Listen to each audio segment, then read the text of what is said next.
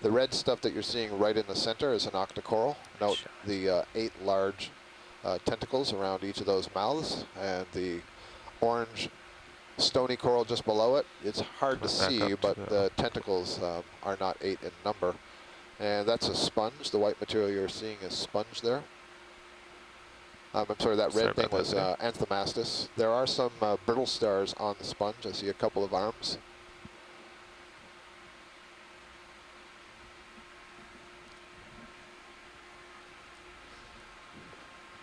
And just as we have when we've been seeing this kind of biotope in the other canyons, there's this flocculent material associated with strings of mucus that appear to be coming out of some of the burrow openings. Yeah, now we've backed off the wall another few meters. It's, as long as you have tether, then we'll hold it there. Okay. And move in as you move up. Watch lead, anything in particular in this coral clump? Nope, we can move on. It looks like most of these are desmophyllum, but every once in a while I see these other cup corals that are oriented more vertically out of the wall instead of hanging down. And I'm making an assumption that those may be Giovannia, but we'll see if up and down a bit there. From shore somebody can help me with that. I think maybe yesterday, Taylor, you were noting that there was a difference in the septa between the Giovannia and the desmophyllum. But it's unclear to me what kind of difference I'm supposed to be looking for. I think if I understand it, one is much bigger than the other.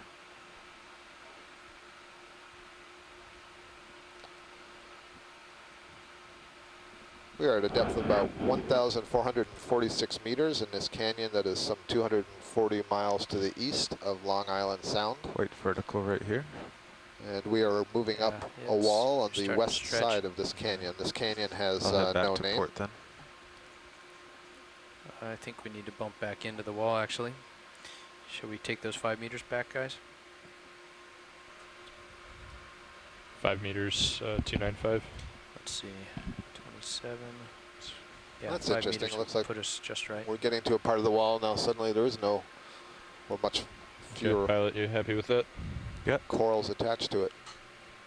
Looks like the slope of this take part a look down above the wall us is video pretty if you can constant. open Not up the seeing any iris overhangs, at least here.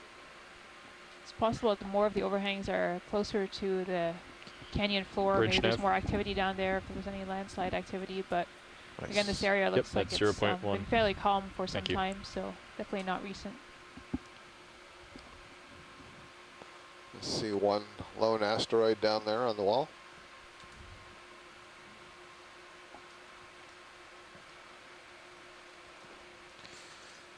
Video, let's do a quick zoom on the sea star.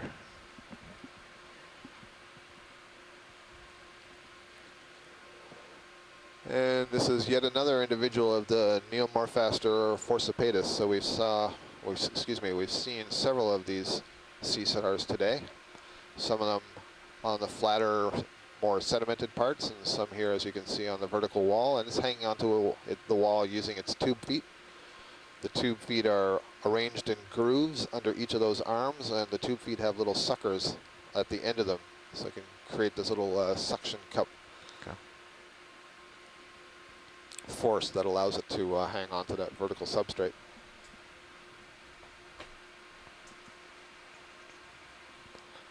Chris Ma, our sea star expert, says we don't know much about the actual biology of this species. I'm now reading directly from his Okeanoblog. We don't know about how it eats, what it eats, how it reproduces, anything about its ecology. So we know it's out there. There have been collections made by dredge and trawl and so on. But it's always interesting when you get to see live individuals in place and see if we can learn something more about their biology. Yeah, so good call here by the front row. Our pilots have noted that we're coming up upon a couple of Brisingid asteroids. Brisingid sea stars. You'll notice they have more arms than the sea star we were just looking at, and you'll notice that their arms are oriented off the bottom, up above their body. And then just below the first Brisingid, there are 3 or 4 of the limid bivalves. I think these are the first maybe we've seen today. There's bivalves, I mean? I think so, yeah.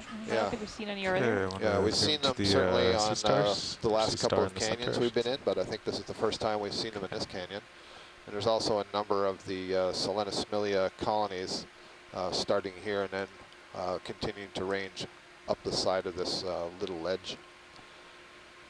Earlier, if you were listening, Martha Nasinski, who also works for NOAA, you just saw the bivalves close up there.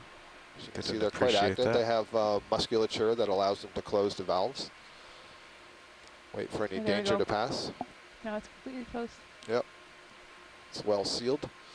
I was going to note that Martha had noted that she was seeing a lot of very small, these cup corals, these desmophyllum cup corals, the ones that are hanging upside down. Basically, their tentacles and mouth are oriented downwards. So here you see a couple of large, fairly large ones, but then in the upper left corner you see some very small ones. And that's basically an indication to us that there is active recruitment going on, meaning we're not just seeing corals that have been living here for 10, 20 years or more. I'm not sure what the age of these corals is, how fast they grow, but we are seeing much younger ones that have recruited. By recruited, we mean the larva has settled and found a good place to attach and grow. Go bridge. So there does seem to be a viable population in this area.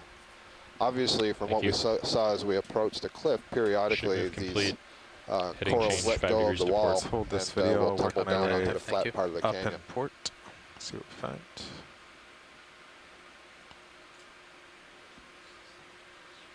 Yeah, I see it.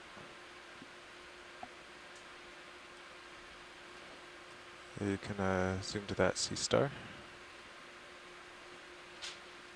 So here we're looking at the Brisingid asteroid, and it's nice to see this, the Brisingid sea star.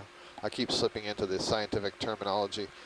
Brisingid is basically an abbreviation for Brisingidae, and when I use that term, I'm referring to a family of sea stars, which includes several genera and species. I don't actually know how many genera there are, but what you can see here compared to that 5-armed star we just saw is that the arms are lifted off the bottom.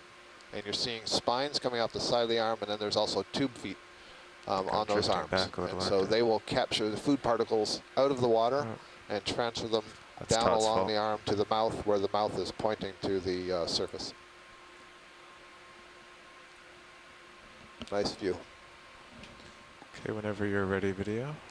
Can go partial. It's easy to mistake these for crinoids. Crinoids are a different group of echinoderms. Oh, what's that bushy thing just to the upper right, about 2 o'clock from that Brisingid we were just looking at? There's like a little sea fan. Yeah, I'll pull in a little closer and check it out. Okay. Yeah, so the crinoids are also echinoderms that have their arms up in the water column, but their mouth is oriented upwards, and they have these little structures called cirri that are kind of like little legs that they use to hang on to walls and rocks, and they may also be hanging onto corals and sponges and so on. Haven't noticed any crinoids today yet. Okay, let's go in on the coral here.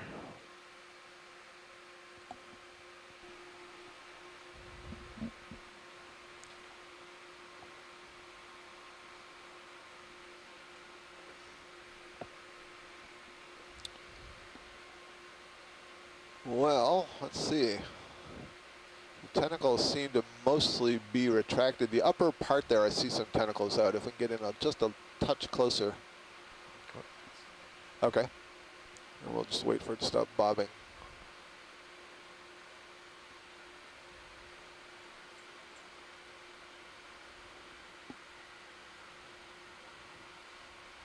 You know, normally my reflex would be to call this an Acanthogorgia, but I don't think it is.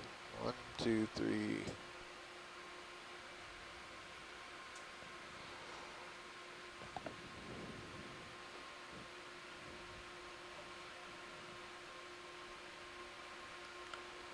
Yeah, I guess it is an Acanthogorgia, just not in terribly good condition. A lot of the polyps the tentacles are retracted. There is one pink ophiuroid wrapped around the arms there. There may be a mass of eggs kind of in the center there. It's a little bit hard to tell. Where are the eggs? It's kind of a yellowish transparent. They're just off the top of the screen right now, just coming into view off the screen. This looks a little bit like eggs, doesn't it? Yeah, something. Yeah, right in the middle on the there. screen, Yep, right in the center. Now what's this white object below them? That is the skeleton of a cup coral with and it's dead. You're seeing the septa there, so you've heard me refer to a few times the septa. I see. Okay. That's Let's all go calcium wide video. carbonate. All right.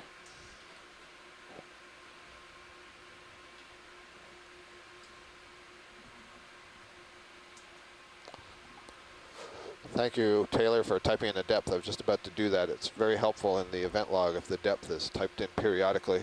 I think Andrea Qualtrini will know that it gets difficult to keep up with typing in the event log and managing other things that are going on the ship here.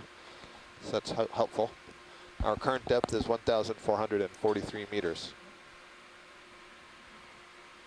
I was going to ask for another 5 meters toward the wall, guys. Do you feel comfortable with that? Yes, we'll just have to be careful about the overshoot. Yeah. Maybe just do a couple Okay. at a time over the next couple minutes. I feel like I could give you just a little more tether and you'd have a stabler shot. Yeah. Okay. So, do we want to do 5 right now then? I don't know. Maybe 2 at a time. 2 meters. Okay. I don't know if. I don't know if DP has that help- much resolution. Well, it's hovering plus or minus 3 or so right now today when I was up there. So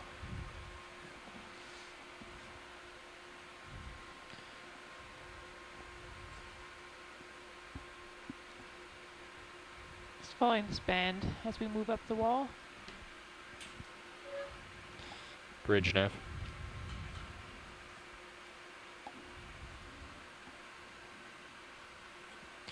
Yeah, we'd like to request a small ship move, 2 meters, bearing 295 at 0.1 knots. Looks like we're again Thank you. getting into an area with a slight overhang or slightly a rougher face to the wall, which is where we seem to be seeing a lot of life. Definitely some interesting things coming onto the screen now on the left. Again, lots of cup corals on the wall, some other kinds of coral too. We'll get a zoom It's like in a little overhang. on some of that. Those organisms growing on the overhang there.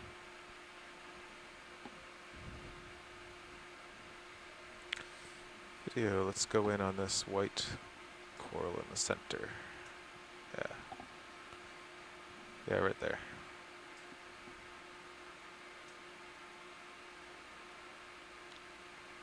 Or is it a sponge?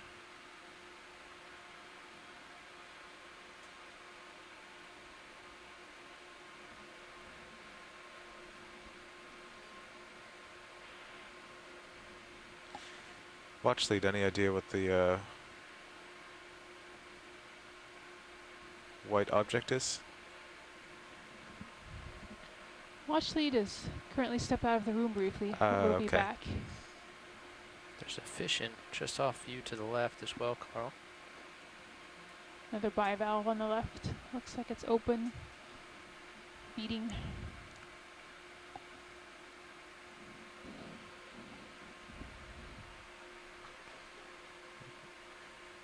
I'll just work around in here. Lots to see.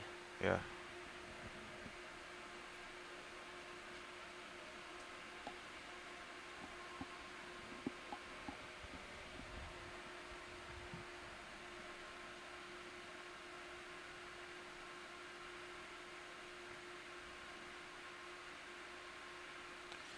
Can you come out a bit wider to partial video? That's good.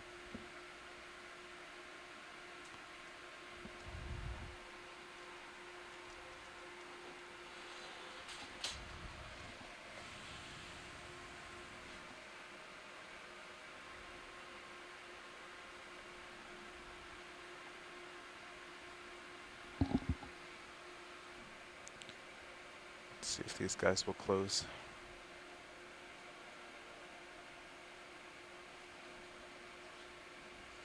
We go in full on these bivalves.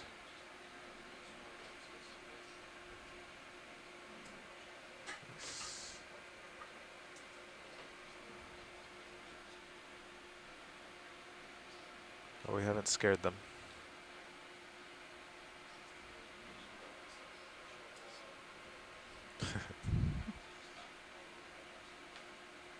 I could give a little reverse thrust, but then we'd also lose the zoom. So. Oh, they're happy. Okay, back to partial. Wait, we found a little squat lobster there. If you go Apparently back there's in. also a mysid hovering in there too. Right in the center there. Oh, there. Yeah, there he That will is. be the Wonder what he thinks of us. squat lobster.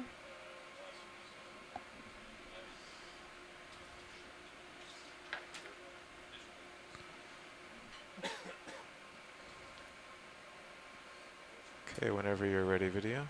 Back to partial.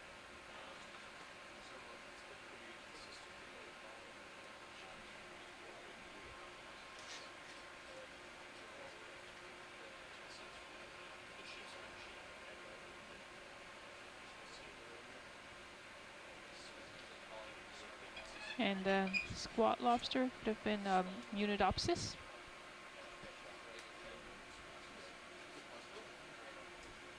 As we saw earlier, a large white sponge.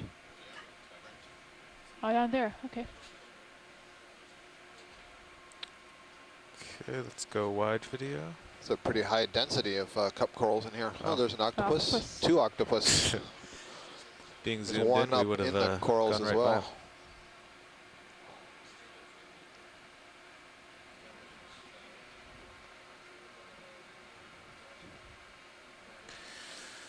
Well, there's a lot of biology here, Watch Lead. Anything in yeah. particular? Well, we'll get a zoom in on these octopus for an ID, but Sure. most of this is all the desmophyllum cup corals that we've been seeing for a while, the Acesta limid bivalves. You know, the same sort of things that we've been seeing along these ledges in many of these canyons, so just at a particularly high density here. I do, however, after we look at the octopus, I see sticking off below those corals, it looks like a Parantopathes black coral. It's basically that brownish feather-like structure that's poking out from Just the wall. below the octopus? It's in line directly left of the octopus. Gotcha. Oh, I see it now, yeah. Yeah. Okay. All right, video, let's go in on the first octopus here.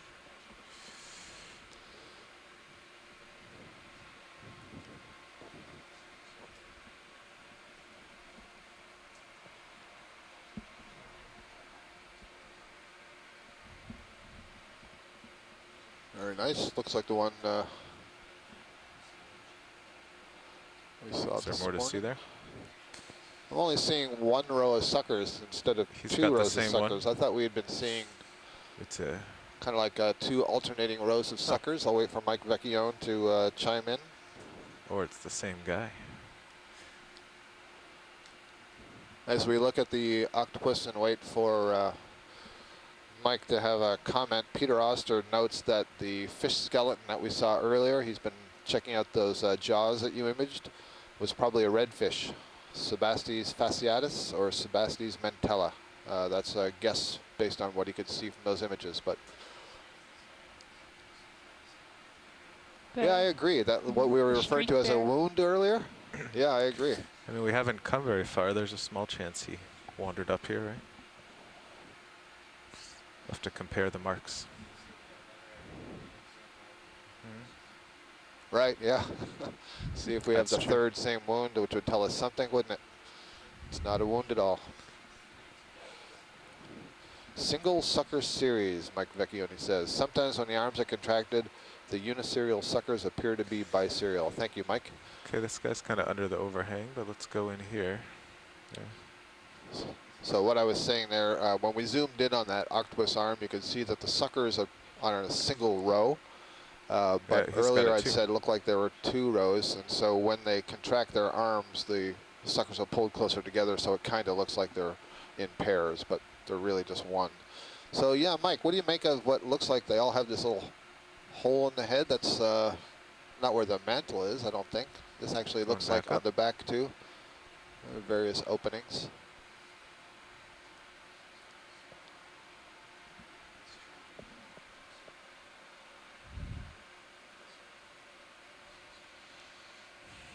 If you look at kind of the top of the mantle, that's the very bottom, it's got some Yeah, issues there too. yeah. So too did the other one, Yeah, right in the exact same spot. it's not a smooth skin. Well, I wonder if that's just a little bit of contraction so that, you know, when it inflates. Yeah, Mike Vecchione says he doesn't know what the scar is. You want to frame the whole Interesting. octopus for a moment? Yeah.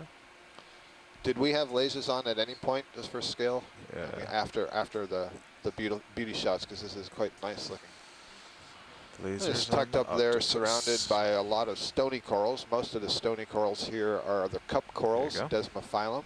But you can see to the upper right of the octopus, there's the branching form, Okay. branching colonial form, Selenosmilla. And then directly left of the octopus are two of those bivalves, which there's actually Is three of that them. wide video? We're There you go. calling Thank those you. Acesta for now. Thank you. To the Genus left. Acesta. Yeah, that's another This is quite Brisingid large. asteroid.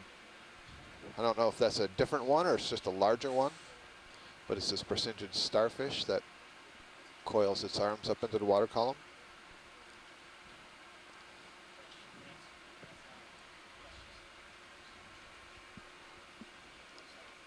So we're now going to have a look to confirm that this is a Parantopathes black coral that's growing off of the wall below where you see the concentration of cup corals. Actually, it looks like there might even be a Paramerissia just below the Parantopathes as well.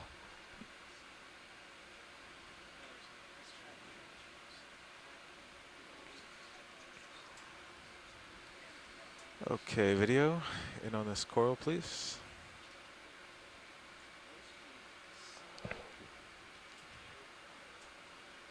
And sure enough, that is a Parantopathes black coral. And these are the ones Tilt that down. when we see them very often, they have chirostylid crabs associated with them. And I can see one right there. It's pink in color. And you can see a couple of arms rising from it. And there's another one. There's one on the upper side that's easier to see.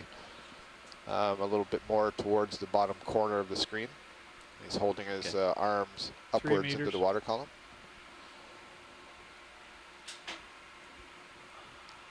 Scott, do you see 3 crabs there or just 2? There's 2 crabs, Tim, and between the 2 crabs there is 1 brittle star.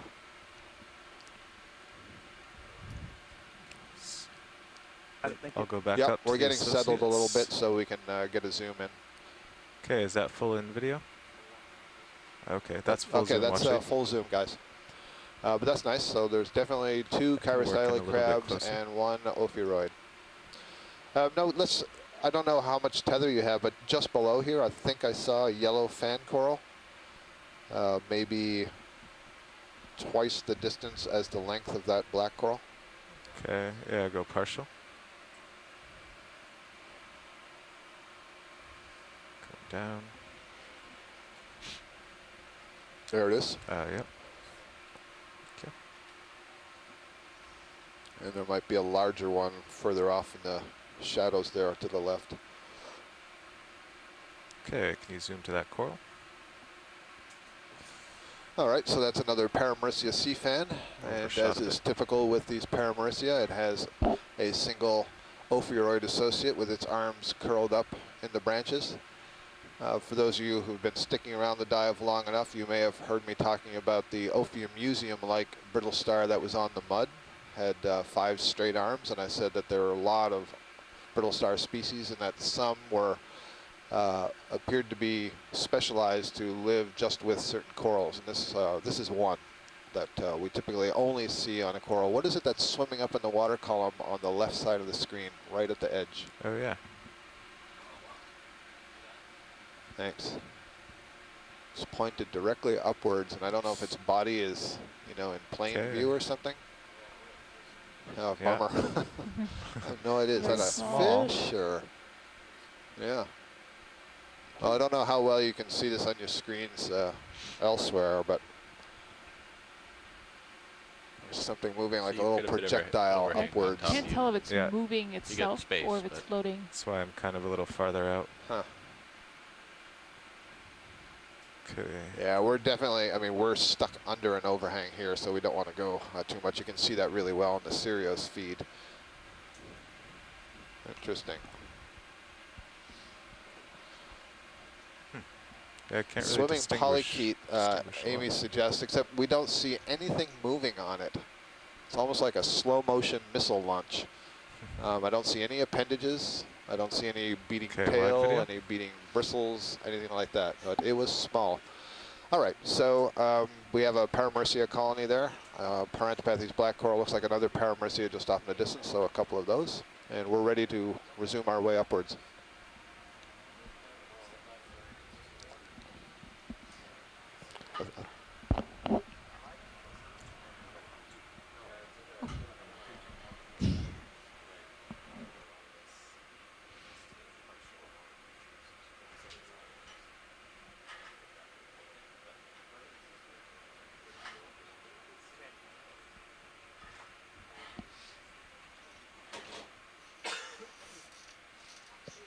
Yeah, right.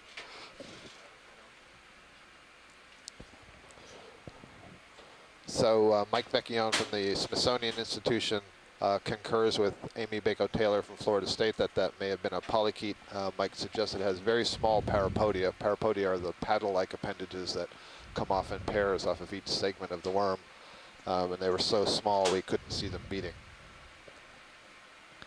Here's a black coral. Hi, Scott. Different black coral. Hi, Dave. Dave, Welcome on back with to the you chair. here. And black coral is interesting. Yeah, so I'm almost lost my position here. I guess I don't know if we went down the wall. We have slid down a little bit, but we're pretty much in the same place. Okay, so I don't think we imaged this before, but chasing the worm. is that the same? So that's the same octopus we saw? And no, yeah, because there's the Parantopathes and there's the, yeah. Okay. Two Let's just keep going up, Dave. Coming up. That's another either Bathopathes or Telopathes black coral. It doesn't look like it's branched yet, but I'm guessing it is a Telopathes, just hasn't started multi branches. And a quick zoom on the small coral just came into view on the ledge above where all the cup corals are hanging down. It's yellowish in color. It's just to the right of center. All right, half zoom please, video. Hold that, we'll drive it in.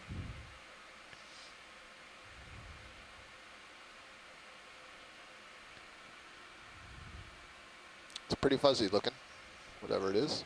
More zoom, It please. must have some ophiuroids in its branches. Hold that. I think this is going to be another one of the Acanthogorgia-like octocorals we saw earlier that I was having a little problem identifying.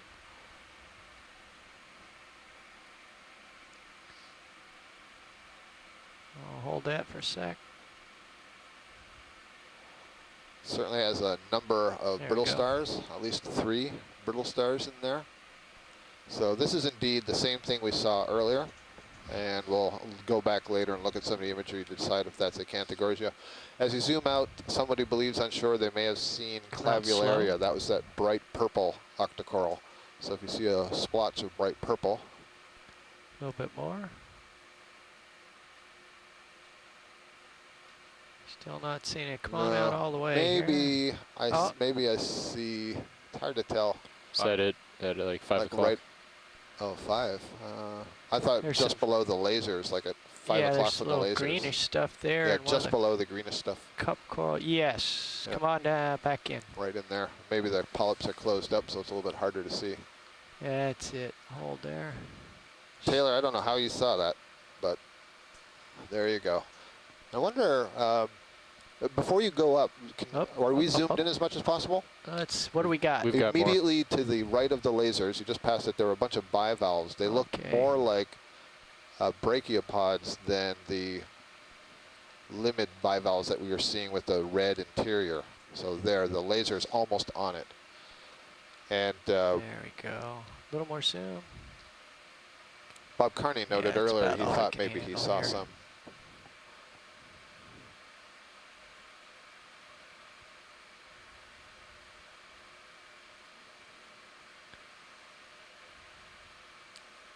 Keep going a little bit. I'm not sure exactly what you're doing. I apologize. Okay, I see. Okay.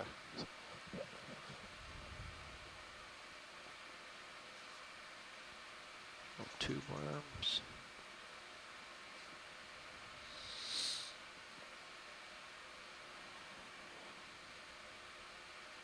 You have to, it's ever so slightly to the right. But there you can see the Clavularia nicely. This is the stoloniferous octocoral that grows in a ribbon-like manner over the bottom.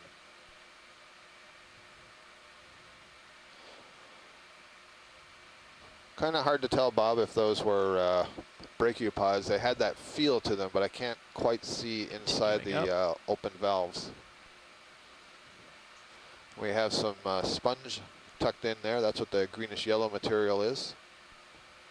Growing out of the wall. We haven't seen too much of that morphotype of sponge. Okay, Dave, we can Wide, please. continue to move up. Thank you. That's full. Thanks.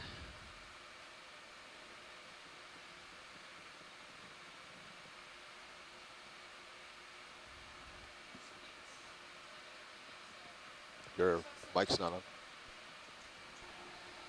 We've seen so much life here under this overhang here, and yet the What's overhangs that? below us, we did not actually Half see too zoom, much. please. There were some significant overhangs down there. Hold. We did not see the same density of cup corals and other organisms attached. I agree. I wonder if that says something about current down it's there or a some anemone modification on a- of the wall. We have a black coral here on the right side, and we have a pink anemone that's on the base of a bamboo coral. It's hard to tell, but there is a bamboo coral arising from that mess and disappearing off the lower part of the screen. Looks like the lower part of the skeleton is stripped of tissue. I just see a little line of white, and then I see some pink tissue above that. So I'm guessing that that anemone has actually wrapped its base around the bamboo coral Okay, skeleton. wide, please. Full. Coming up. And that bamboo, excuse me, the black coral next to bamboo looked like a Bathypathes. Okay, looking left. My head right now is 290. Turning south. Gonna look along the wall here. Looks like there's some sort of a layer, well not layer, or a line Video, let's leading look into the horizontally darkness a bit. across the face here. Some sort of an erosional boundary again. Sheer wall. Nothing much sticking out that So way. My head Synaphoranchid is eel, I think, swimming through. 215. Coming back to the right. You can see how high the wall is above us, or part of the height of the wall above us. There's another bamboo coral growing off of the wall just up to the left of that grenadier. Depth is 1432.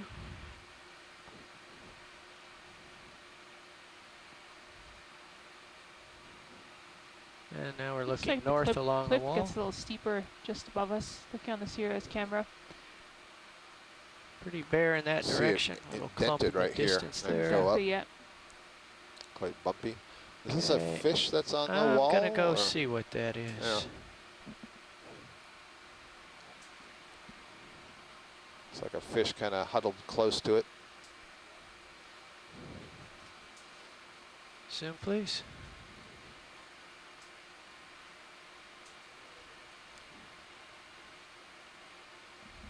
A little bit more. Another cusk eel, I think. Hold that. Yeah.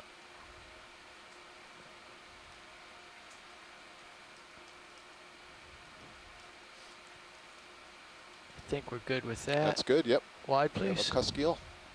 Going up. Full wide.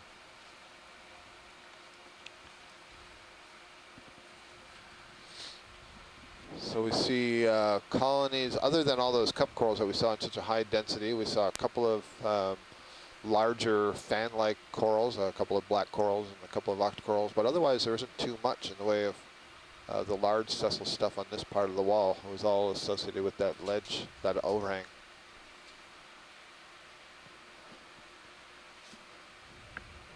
Continuing up.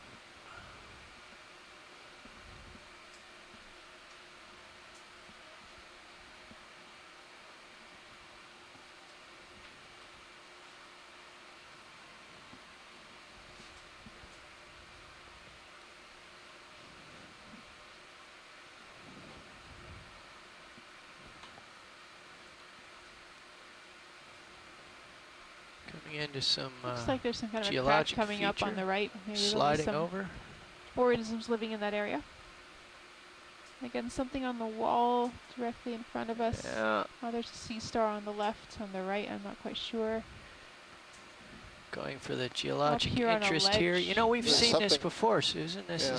Is that This- staining or is that a hole?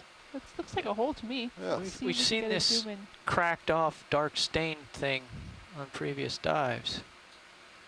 Well, shoot to the side. I see yeah, an erosional feature. guess But this is interesting, yeah. there's a pink Bersingid asteroid sea star on Let's the get a little zoom, please, upper video. right there too. That's interesting. Oh, I see. We're looking at kind of like from Okay, the hold that side. for a It's moment. Yeah, not again, so one much of these staining okay. patterns. This is true. We did see this, I believe, on the second dive again in Hendrickson Canyon, Yeah. where we saw these just isolated features that had somehow not been scraped clean. Some pulverized Iron. coral rubble at the base of this little platform. Yeah, this is interesting. It looks very much like the last time. Same. Yeah, I wonder if it's possible that there was a crack here, that the staining arose in the crack, or was it deposited there and then the piece of the rock fell off and exposed that and has not yet been washed away or scraped away. Yeah. It really doesn't look modified at all. I'm gonna slide over to the right because here's The big Another pile big of crack. dead Yeah, desmophyllum with one, perhaps two live colonies associated with it. So I wonder if that's also taken a tumble from above. it looks like it. It looks like in general everything has just been funneled down these. Yeah. Yeah, and some of them are getting Cracks in the wall. stuck, right? There's an Acanthogorgia colony, Acanthogorgia octocoral. Yep, there's And it more leads all the way down to debris in sediment the too. chute. There. That's sort of interesting. Could you Yep. zoom in on that? Oh. What's in the middle of the screen right now? I want to say it's a crushed. Let's zoom, please. Oh, it looks like a cleft. There's some sharp edges or sharp walls.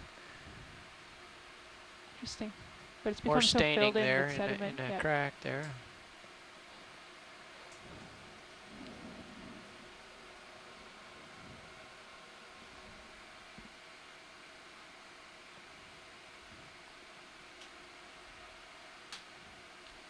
Yeah, that definitely looks like a, the walls are sharper there. I think there's been a crack in the wall that has then been widened by erosion. Okay, let's come wide, please.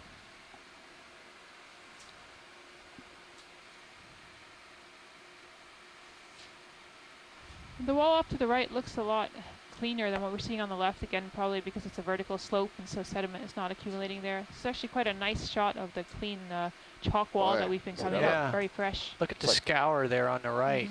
Mhm. No Just coming up sediments under the on it at all. lasers Very there. nice. You know, you can almost imagine a flow of coarse material bouncing there and, Down, and scraping. Yeah, that's a good point. That anemone looks like one we imaged much earlier in the dive, a Bolacera type. Here's another octopus huddled up against the wall in the crack.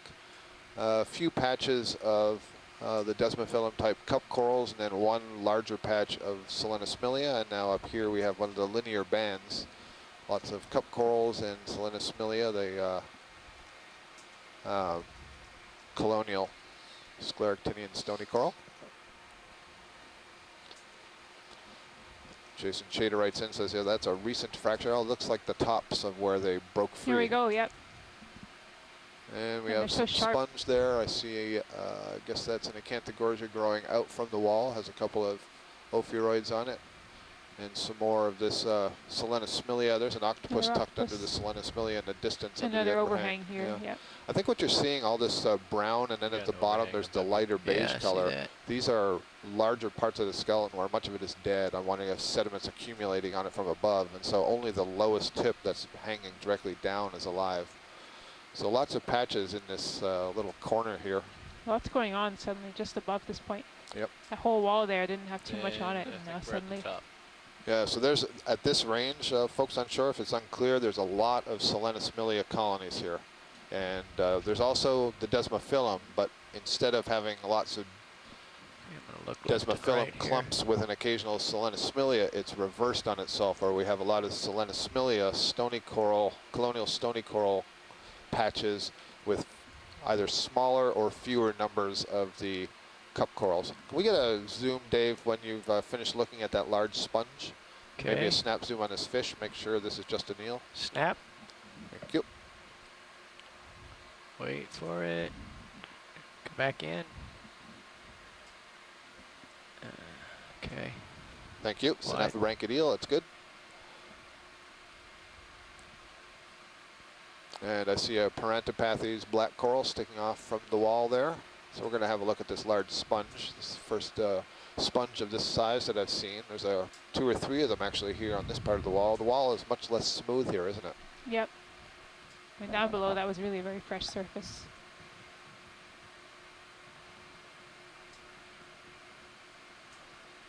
Another Oreo fish. Yep.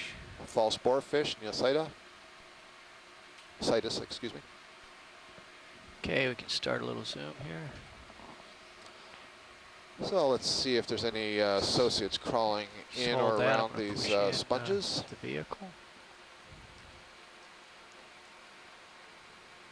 I can already see at least 2 squat lobsters. I see their arms hanging out from above the Lophelia and tucked under the sponge. This looks like a glass sponge to me, Hexactinellida.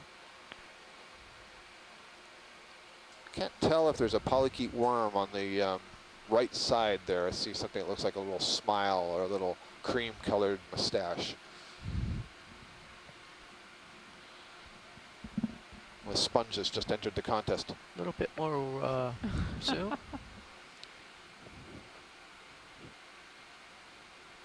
Just above this, I think I was seeing the mustache that you were referring to. Yep. Yeah, so there we go. Two squat lobsters for sure. Is that the tightest zoom we have? A little bit more. Okay.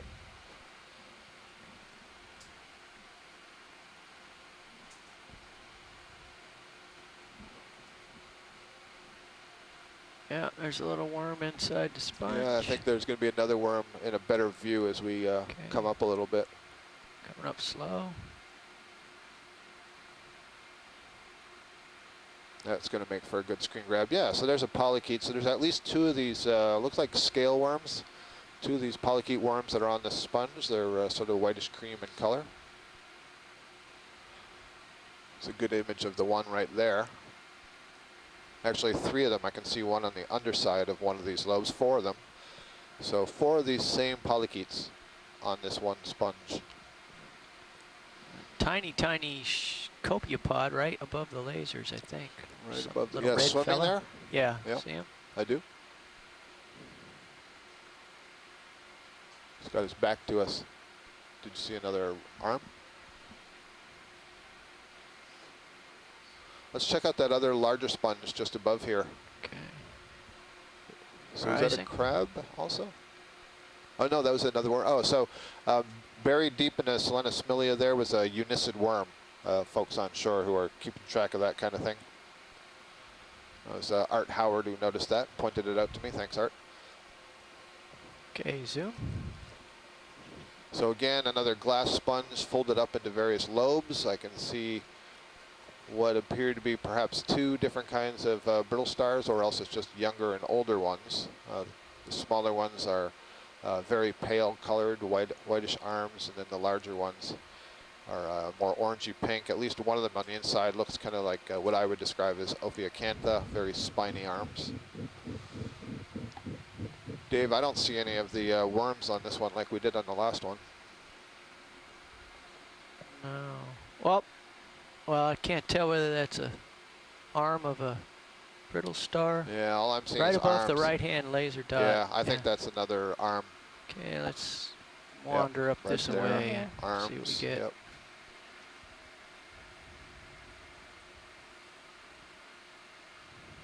Yep, several brittle stars, but I'm not seeing much else. I don't see any crabs. I don't see any polychaetes.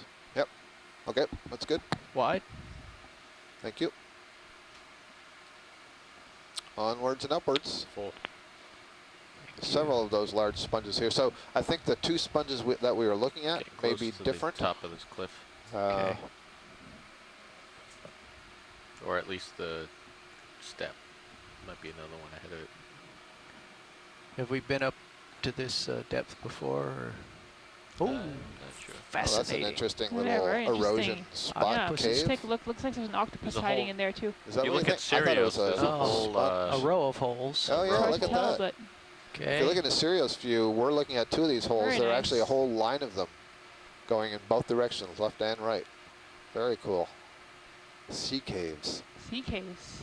And Very lots and interesting. lots of dense Selenosmilia growing right above these overgrowths. Now, there's definitely an octopus in that Definitely an one. You octopus, didn't yeah. see that. No, I was looking at the one on the left, but Yeah, I know. So, do we think this might be fluid doing this? that's Or- what. Yeah, I mean, it's hard to say. I would think that. I'm not sure what would channel currents at this depth. I would think it'd be coming from internally. Fluids coming down through the layers. That's Well, possible, although if there's a joint, a joint in the strata, what do you call it, a bedding or a plane? a bedding plane, yes. A bedding plane that was less pervious, then all the fluids would come down and then have to travel horizontally here. That's true. That's possible. I guess there's a bit of an overhang there. There's a fish inside that cave right in front of us. If we could have a zoom on that one, because And the another tail octopus. and another octopus tail looks almost pinkish. Actually, there let's might be an zoom from octopus here. in that one and that There's- one And, and that in one. the other one, yep. It's in the, So maybe it's we in can the get a left look hole. at those as Left well. hole, Yeah. okay. I'll Yes, go it's back. interesting. This reminds me of caves in the karst of Kentucky. You see the same sort of thing Well, between please- layers of limestone. Sorry, Dave. I'm pleased to see that a geologist wants to have a look in the caves also. So while he's looking at the geology, we'll be looking at Right the when you are. biology. Go ahead. This one looks like it's inverted like we saw the other Yeah. It day. Yeah, does. the mouth is facing outwards. What's that And below it? That's one of those acesta bivalves, and I think that's a branching sponge on the entry on the left side of this little cave. And I don't recall right now if that was Okay, Muse let me go octopus that down was and kind get of the light inverted in on there a itself, little bit. but Just bear with me. we'll have to get a better look. Mike Vecchione refers to this as an octopod condominium. Yes, Muse octopus. What used to be called bentoctopus, I Comes the recall him light. saying. So this one I can see does appear to have 2 rows of suckers. Is that right, Mike? There's that fish. Yeah. Oh, there's the fish we were looking for. Yeah, We'll so get that'll him be in an a interesting second. one. That's going to be the first, I think, of the 4 days that we've been down here.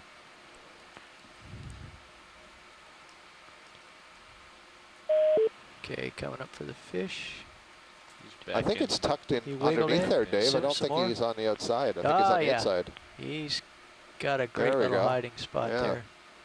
It kind of looks like a Sebasti's color, but not the shape, at least.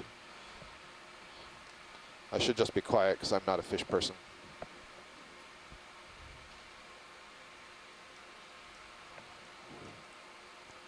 I see his one eye glaring at me behind the scallop. Do you really? Yeah, Yeah, his head's right in there. we drop down and get some light going there. Yep, there's his eye, right there.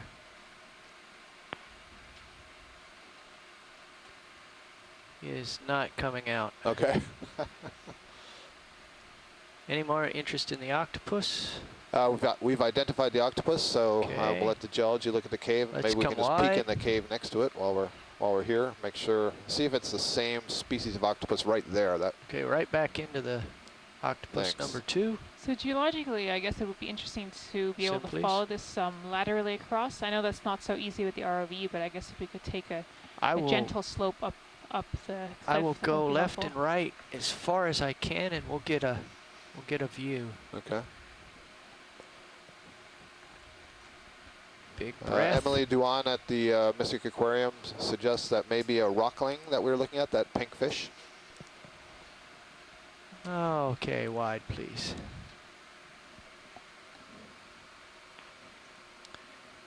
So we're at 1398 meters depth. I'm looking 310, and I'm moving right in a northeasterly So direction. again, it doesn't look like there's any lithologic change here. That is, it's all still the chalk layer, but I guess it's definitely possible this could be a weaker part of the chalk unit, and there could have been some fluid movement through here that would hole out these caves. So it would be interesting to see if this continues to the left and right, or if it's really just localized here. But at least from the Sierra's camera, it does look like it's laterally continuous. Now turn to the right. and Dave Very can light it interesting, up. and almost periodic, sort of the Yeah. locations that we see these caves, so that does indicate there could be some fluid movement. Very interesting. It's Keeps Yeah, going. it seems to continue down.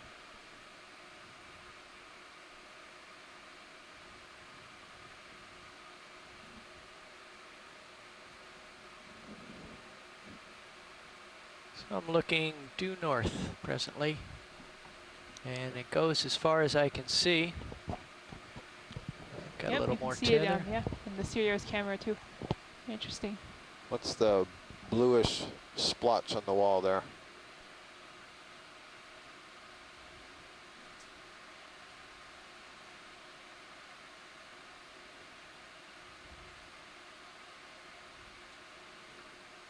Oh, it must be a sponge that's partially dead. I see. Okay, I'm going You to have turn another back to octopus the tucked in west. down under there. See how far it goes the other down in way. this cave here? That could be another octopus. Yeah, I think It so. is. Both caves. Mike Vecchione was pointing that the second octopus we saw after we looked at the Muse octopus that had its tentacles and suckers pointing outwards was a Grenelodone octopus that we've been seeing quite a lot of. So different species apparently can be neighbors in this little condominium here. Very interesting. Boy, there's a lot. I'm surprised at the density of octopus that I've been seeing in these canyons. And right here, you know, obviously it's a good place for them to be tucked away. There's another one back in there. I mean, this is really interesting. And Jason is noting, can we get a snap zoom on this orange octocoral as you go by Sure. it, please? Mike Vecchione's, Ready when you are. excuse me, Go. Jason Chater's noting that some of these caves go really deep into this outcrop. Thank you. They do, and that That's makes me think. Acanthogorgia. Thanks. Yeah. Makes me think that it could be this bedding plane, because it does seem that there is one sort of focus of the depth, that it goes backwards and kind of gets narrower Yeah. and expands as we get closer to the actual face of the cliff. I should note that, so we just said Acanthogorgia there for that octocoral. There are more than one species of Acanthogorgia that are known from this area, and the ones we've been looking at today, there's a sort of that one, which is really orange and bushy, and then that more scrawny, paler colored one. So I wonder if that's reflective of two different species. Not something we could answer likely without samples. Wow. So many octopus. There's another Ectoneurus sea anemone. It's just off the top of the screen in the center. I think there's two sponges, tubular sponges, that the lasers just way I went by, so tucked into that cage. That would be another glass sponge. There's another Parantipathes, and here's if you're in a position to zoom on this Parantipathes, see if there's crabs on it. This one's branched. We see that sometimes, that these ones that grow like little feather dusters can sometimes grow a branch. We're not sure what the conditions are that cause that, Get a but little slow zoom here. genetically we can't find a difference between the branched ones and the unbranched ones. And what the heck is in, maybe it's just shadows. Is that just shadows? Or is that an eel? At That's the an top eel, of I the see. cave. Okay. In the cave, yeah, there's Yep, an eel that looks coming out like of an it. eel. Okay. You're making me nervous, Dan. Sorry, I wasn't sure if they wanted to see the Okay, eel on all right, let's work with that. Let's see, I can There see at is an least associate. one of the little crabs just at the branch point. These are chirostylids, yep. So we got two crabs and a brittle star. One of those chirostylid crabs, or squat lobsters if you want, is just after the branch, and the other is right at the branch point. They're both on the back side. And there's something right up near the tip, and it'll be really interesting if we can get close enough to see if that's another juvenile or if that's an amphipod. And I understand if you can't, you're in a... Zoom on in. So it's on the upper branch. Upper branch Yeah, tip. sorry. Okay, yeah. Of course it would be, right? You can There see there's a red is dot little, towards the end there. Come on in. Hold there. That's a little baby. Yep. So we have a little tiny juvenile squat lobster there, Hui more Lab. zoom. Hold. In addition to the two larger ones there. That's a great view. Nice. No question that that's what that is. And Okay, there's let's the arms of a brittle star. Thanks, Dave. That's come wide. terrific. Nice. So if you haven't tuned in to some of the earlier broadcasts we've had here in the canyons, these black corals in the genus Parantipathes serve as a host to these what are called chirostylid squat lobsters. That's not half a the zoom. genus name, that's the family. I don't know Yeah, what hold the that. genus is for those, but there appears to be a pretty tight relationship between that squat lobster and that coral, and very often we see a pair of these lobsters on the coral. And some of the ones that have been collected, it turns out one is male and one is female. And you saw there were a pair. Earlier we saw some other colonies that had a pair, but this one had a third very small one. The presumption, at least that I'm making, is that that may be an offspring of the other two.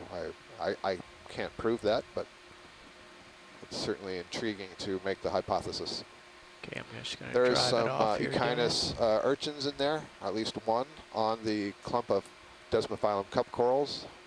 There's some sponges here that are kind of draped with sediment and are dead. Lots of acested bivalves. In fact, that last little cave you see in there, those are all bivalves tucked underneath, not corals. Okay, we've come to like, the end of the line, but you definitely can see a very subtle joint there. There is, yep. And it's highlighted by the sediment that accumulates on that gentler slope right there. Very nice. That was a really neat spot. Lots of stuff. I see a bamboo coral in the distance. How far right off on the the corner of reservation have I ledge. gone, Josh? There's another bamboo coral in the lower part of the screen, a branched one. Okay, I'm gonna bring my Looks a lot like the ones that we were seeing big abundance yesterday in. The waypoint that we're aiming for. Where were we? is Hendrickson, McMaster. more to the right, Yesterday. straight up. So if you wanted to traverse oh yeah, along the condominium, that's why you keep notes. Yesterday we didn't have a dive. Oh, that's why. That's The why. day before was McMaster. And it looks This like is day what? we're right at the top. So Day 8, I believe, of the cruise. we could do small moves all right. along that. So I don't know if there's another wall up there, or if we're looking. Maybe Dave can poke up and. Yeah, I'm just gonna get into the So would that next direction, would that be 030? Bob Carney from LSU is pointing well, out we that can- these little caves have this shape where the floor of the cave is clearly wider than the top of the cage. They seem to be these little bell-shaped rooms, Looked if like you want. you were aiming Yeah, that's sort of what I was 300 looking when at you and were thinking aiming that straight at the that reflects the bedding plane idea that the there is wall. this sort I'll of bring my plane of headache weakness, so that the water would 300 infiltrate and see there if and then that's possibly hole out an area above there. straight on the wall. Yeah, does look like it. Okay, I'm gonna get up. Yeah, it's really So interesting to see on this 030? small scale the processes that are Yeah, basically but we wanna forming these traverse canyons that. at the larger scale. Yeah, so Plenty of sponges, so here you can see it leveling off a Yes. bit. There's a Okay. large, right on the top edge, black coral, Telepathes black coral. And then it looks like we're come up Big- to a plateau of Big some mat of size sediment. with some sediment piled on this layer. guys okay with a 30-meter move? I think so. Yeah, because that would put him right about at the edge of the wall here, and I've got room to run out ahead here. Well, I'm not going to move him towards the wall. I'm going to move him along the wall. Oh, okay. Is that, That's okay. that's what you want? Okay. That gets us to the Looks waypoint. like there's another. Nope. Okay, that's the top. Bridge, nav. Yeah, ship move, please, 30 meters. So I think 030. we're at about the top of this 0.1 feature knots. based on our waypoints. We're getting That's very it. close anyway. Thanks. There might Could be another step It coming looks like out, there's yeah. another step, but I looked away from the screen for just a second and I looked back and suddenly we're seeing sediment. Okay, we're going Yeah. to get This that is move interesting. Yeah, underway. it definitely came to a flat plateau like Mhm. that, and sediment dusted. But I'm looking at our dive plan, and I see that the shallowest depth was 1,358 meters. We're currently at 1,387, so perhaps another 30 meters or so to go to what we thought was the main part of this wall.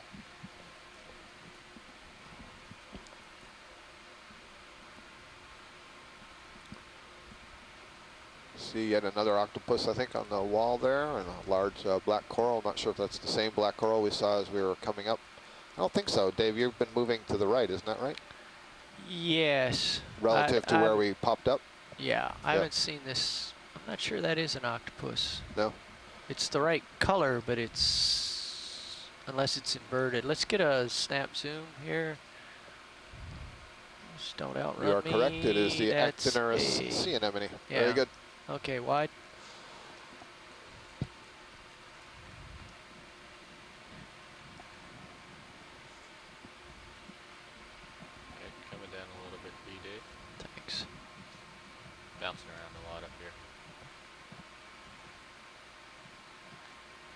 is... Looks like it's moving. It's thinking about moving. It's trying very hard, judging by the vibration.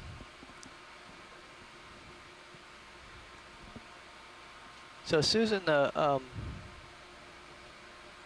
caves are not far below the top there. No, they're not, and I think this is a discussion that's going on now among the shore-based scientists that there could be some spring water that may have sort of trickled down here. And I think it's very hard to say at what depth in the water this formation was, or if it was ever above the water surface in the past. I'm not sure that's something we know very well, but I guess it's definitely possible that spring water could have run down, sort of sickered down through the layers, and until it hit that plane there. And settled there and then created that erosion. But again, it's so hard with the geology. It's currently underwater to know if it was always underwater, which would then imply there could be a whole different set of processes acting on it, whereas if it was above the water, then again, there are other forces active in the Video zoom on continental the environment. pink thing. All right, hold that for a And sec. this is a nice little hydromedusa. Beautiful. Great image. Great view.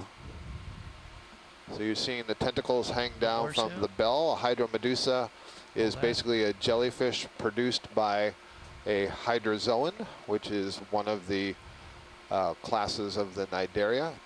The pink lines that you're seeing on the inside of the bell are reflections of where the gut is. The gut is divided up into canals, and then growing from the walls of those canals would be where the gonads are, so basically where the sperm and egg is produced. So much of the color you're seeing there is likely the gonad that's inside the stomach.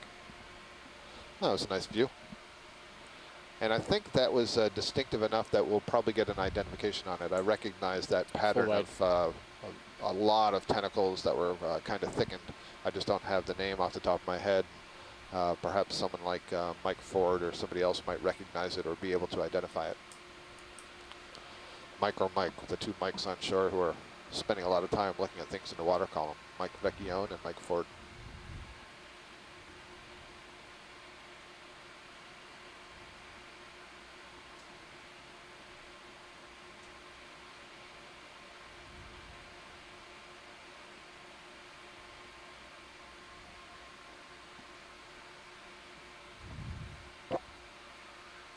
Dave, you seem to be positioned nicely now with respect to the strike of the cliff so that you can go straight up towards waypoint 4. So if we just wait a little bit for the Sirius to catch up, Okay.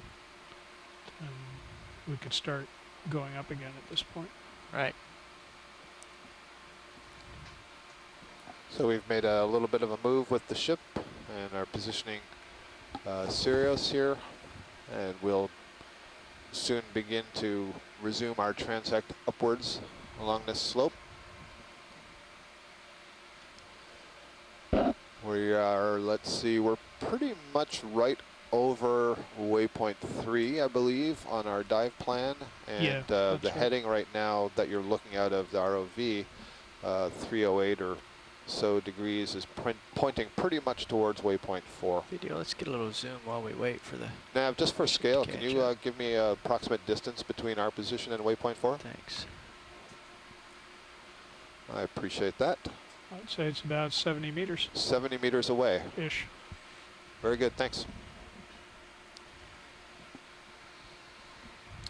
And what did I say, waypoint 4 was at about 1358? That's correct, yeah. Yeah, so we're about 70 meters plus, what's that, 40 meters Seas. depth. Yep, that sounds all right. Yeah. So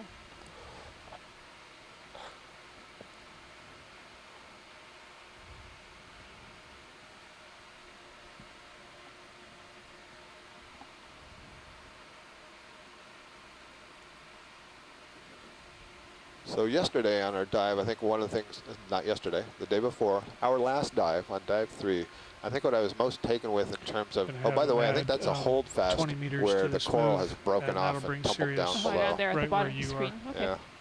Yeah. Or I guess actually, no, maybe it's staining. It looks Is like that there's the hold end of fast the right in the middle, but In the maybe it's middle. staining with the rock. I wonder if it, Gone. yeah, it could be, yeah. Well, if the Well, here's holdfast where had the move fallen down, started. or if it was Yep. a large holdfast that fell off. So I was going to say I was struck on that dive by the high densities of bamboo corals that we were seeing coming out vertically from the wall. Here's Here where I'm the really struck move with, well, the would end densities for of the center of the octopus, ship. but of the So if I move Selenasmilla another colonies, 20, these branching that'll corals. bring We've seen Sirius lots of cup corals in right these around canyons, here, but which not is where the nearly RV is this right many now. of the colonial stony corals. Roger. So a little bit different. Each canyon is a little bit different. Used to be a coral right there. Bridge now. Yeah, Fast. Yeah, let's get a little zoom. Yeah, how many that's what I was meters saying. I left? was wondering if that was where a Okay, could you holdfast please used to add be. 20 to that? Looks Or like it, doesn't it? almost looks like a little Christmas ornament right in Thank the middle. Just the outline of that patch looks like the outline of a holdfast. Yeah, one of those bamboo corals. Yep. It's all knobbly. But what's right in the center? The anemone? Or the What did you white? say, Art?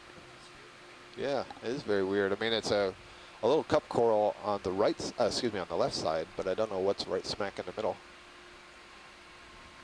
Now I'm seeing a face. He's got a weird, look at that. He's only got one eye, this guy. No, he's got two eyes. He's got a silver nose and a mouth. That is freaky. If I was on land, I would say that was a metallic beetle.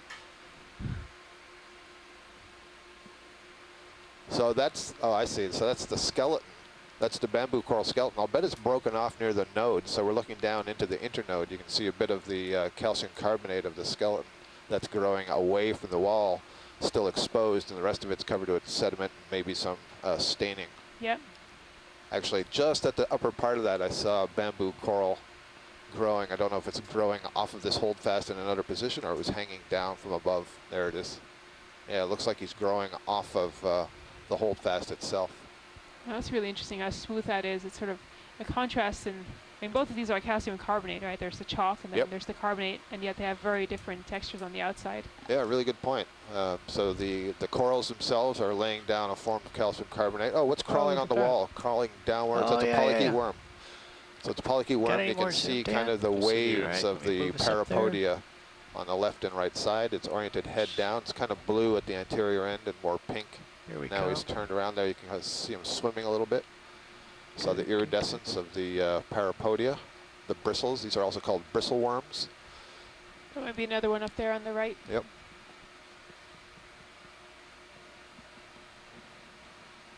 There we go. Nice view of it swimming and the way it has alternate contraction of those paddles on one side of the body versus the other, and they move in waves down the body. Very nice. There's another Parantopathes black coral. Partial.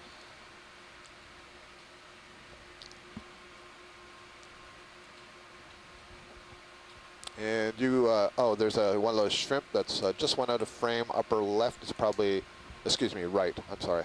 It was upper right. Now it's going to be lower right. There's one of those ones we saw before, the Aristeopsis, that had the purple in the body. That was probably some gonadal material.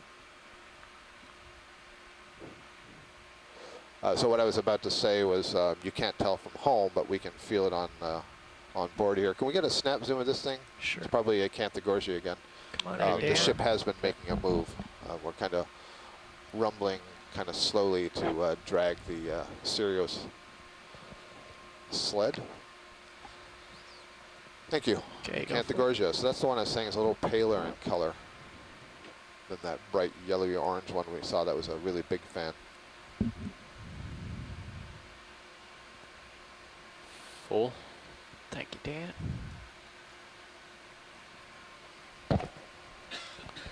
So somewhere along the line there, I got diverted from saying that, yes, the skeleton of the internodal part of the skeleton of the bamboo coral is made of a calcium carbonate.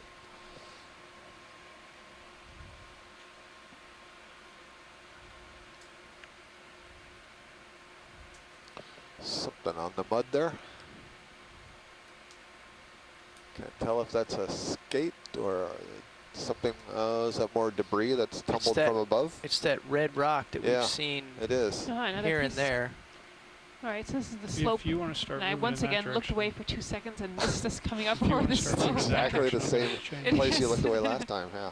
So we just got to the top of that and then it immediately turns into this flat sediment covered plateau.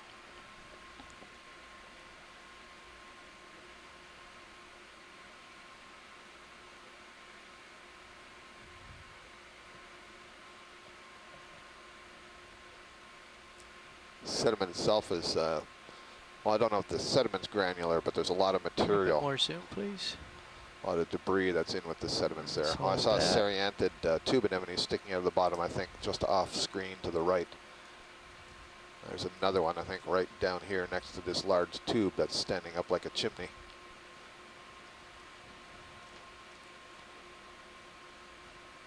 This looks very much like something you would make bricks out of. Yeah. It's in a pipe shape, so I wonder if there was a burrow that it formed around. We see this pipe shape a lot in this color of rock.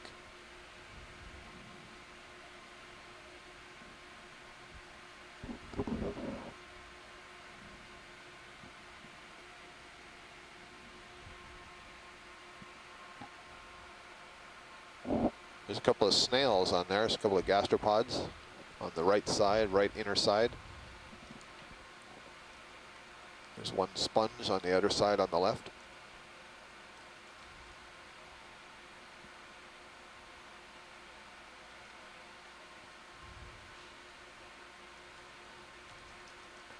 I think I can see in the Sirius view that there is yet another start of a ledge or a wall coming up after That this looks flat like it, area. yep.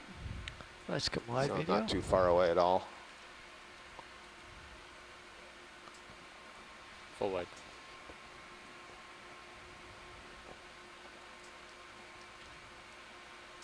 There's just a little step here. Yep. Lots more of this reddish colored debris. The step actually looks a different color. Susan, you might want to see this. Ah, looking again. Yes, this does look I different. don't want you to miss it. This is where it's been Interesting. Marlin spike grenadier in the foreground. This could be our unit that we were expecting. I can't tell from here if it's still the chalk. No, but this is it's looking different. different. It looks again like what we saw back in Hendrickson Canyon. That contact that I was expecting further down, I think- because we had seen it in Hendrickson Canyon. I think there's a little lobster, squat lobster inside the hole. I think we saw Yeah. this same guy in this same rock 2 or 3 canyons ago. They like the color. I guess they do. It's good kind of interesting. camouflage. Yeah, it's definitely much redder.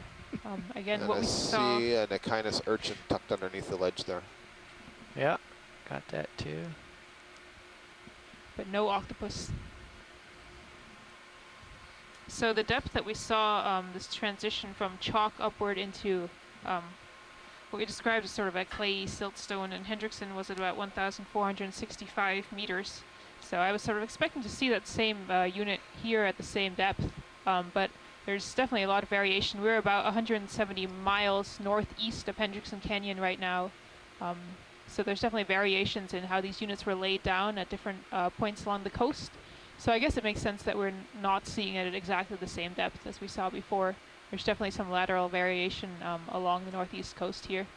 And it's very hard to say. It definitely looks like a just similar popped out a layer. little bit there. Could be we're not getting a good cross section here. There could be some difference in Running out of tether there, the Dave. content of clay Just go in over this this one. way. I think we're gonna need a. Definitely need another move. Ready to move up the cliff? Yep. All Wait, right. you could slap another 30 meters on it, I think. Well, we're not going to keep moving along the cliff, right? We're going to go up. I do believe. So, Josh, heading of 290. 290 looks good. Yeah. There again, another block about- there. Oh, and there's our overhang. Oh, is the crab out of the burrow now? Yeah. If it is, can we get Oh, a... there on the left. Yeah. Not that one. We'll look Okay. at that one later. Okay, The one that was sticking Ah. out of that hole. That's right. to the right. You can't let geology have too much excitement for too long. before Bridge, we- Nav. The geology doesn't move. It's not this crab, right, that I wanted? No, you wanted the one on the right. Yeah, he's Right. gone now. Okay. Oh, the no, one in well, the burrow? Yeah, because he had come out of the burrow. Oh, Last time he wasn't out of the burrow. That's a king crab. Let's do a We can look at that shortish. later. We know what that is. But we didn't get to identify that other crab the other 20 day. I'm sorry. That's okay. Yeah. I think he's on the I left dust- side now, has come out. I in see him front. there, looking pale. I kind of dusted off there a little bit. Just push through. Bridge, Nav. Yeah, can you bring this ship move to an easy stop? Okay. All right, and then I have another ship move for you. Let's get a zoom. 20 meters, Wow. 290, Thank you, Dave. 0.1. Looks like from this perspective, Thanks. a fairly typical I'll Galatea. rotate a little so you can get the shot, Dave. Yeah, he's You're tugging on me. squattish. Okay, I've annoyed my co-pilot, but if we've got an ID, I can move along. Yeah, go ahead. Yeah, Thank wide, you. please. All right. Full wide. Okay, guys, ship move is in, 290. Coming back around, Dave. So, can we have the lasers on, please? Oh, yes. Sorry about that. I was. So this is a very large king crab, Interesting. neolithotid crab. There's various color markings on it, so I don't know if there are I still things like hitching a stretch ride out, on the Joe. back of this you're- crab. I'm You're sorry. pulling me all over the place. Okay, let me back up here. Yeah. So let's see, 10, 20, 30. I'm guessing Just gonna have those to wait one for it. leg is at least 30 centimeters long.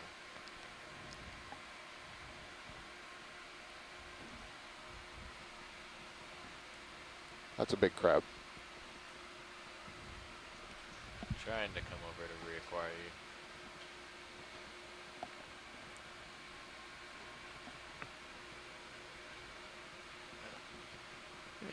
Right behind me. There you are. Okay. Maybe come down a bit. Coming down.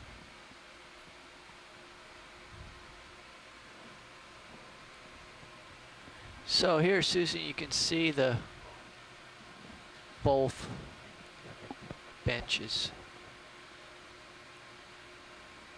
Let me get some light over here in the Sirius view for you. Okay, so you're pointing something out in the Sirius view? Yeah. Okay. Wait for that light. So just about level with my lights, you can see the ridge that's right There. in front of me Mhm. in the D2 Overhang. view, and then underneath me you can see the edge of the chalk layer as Yeah, it down drops below. off. Those caves are just a little bit Yeah, down and below the too. caves are Yep. the darkest line at the bottom Yep. beneath the sprinkling of cup corals. Yeah, I'm seeing that. That's really interesting. There must be some connection between this contact between these two layers and the caves being down there. You know, maybe this upper layer created a trap, a conduit, so the water had to come under that and perhaps over the other layer. Yeah, possibly.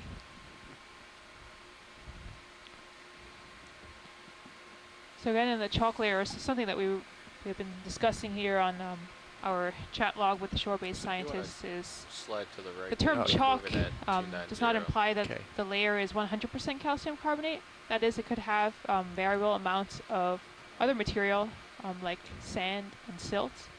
So there's three basic rock types that we look for in marine environments. We have calcium carbonate, so limestone that tends to be further out at sea. As we get closer to shore, we may start to see siltstone, mudstone, or shale. That is the finer silt and clay particles that might get carried further out to sea by rivers. And then as we get very close to shore, we might start to see some sandstones. That is larger There's a new fish. grains that may have been deposited by rivers. That might be a tripod fish on the lower right. Soon, slowly, just back up. Okay, it's not a tripod fish. Maybe it's a longfin Coming hake. when you are. Yeah, okay. That's a Come on longfin in. hake, and we saw that earlier, although not Just hold in there. a nice position like that. Thank you. That's good, Dave. Wide. So thinking again maybe about the types of units that we see out here and the fact that we're seeing chalk. Oh, what's that? Uh-huh. Oh, that's Oh, yeah, it's that's on there. Paramercia. That's fine. Okay. Paramercia. And on the That left- bamboo is new, though. That's lepidisis-like. And there was a black coral that just got covered in a little bit of sediment there that had a couple of associates on it. And there's a red crab maybe behind it, or is that just shadow? behind this. Behind the bamboo?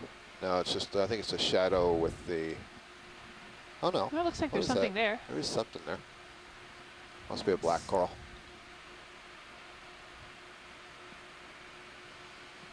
Oh, it's in front of it. No, it is behind it. Behind it's a it. Bathypathes Looks like behind it, yeah. Mm-hmm. Brittle star down there. Brittle star down on the other side. So at least given this current size, this thing is not branching. And it's always interesting and risky to say something about it, based just on whether it's branching or not. There's also something on that black coral wrapped around its branches. Which if you gentlemen would like to come in as pilot. My turn.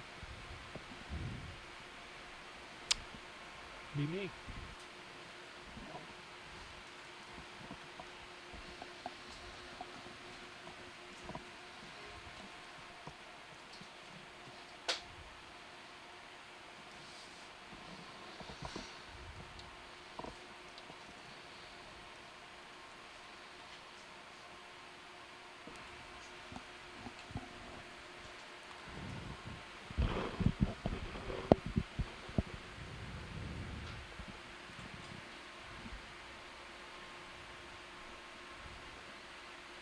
Yeah, it looks like this layer above us sort of has more slabby failure. You see that these slabs are falling down. It seems to be breaking along these thinner fracture planes, possibly spalling off. That's interesting. Again, that looks a lot more sort of shaly to me. I mean, this is not a shale, but it's definitely got a high silt content, possibly some clay. Very different type of failure pattern from what we saw in the chalk below.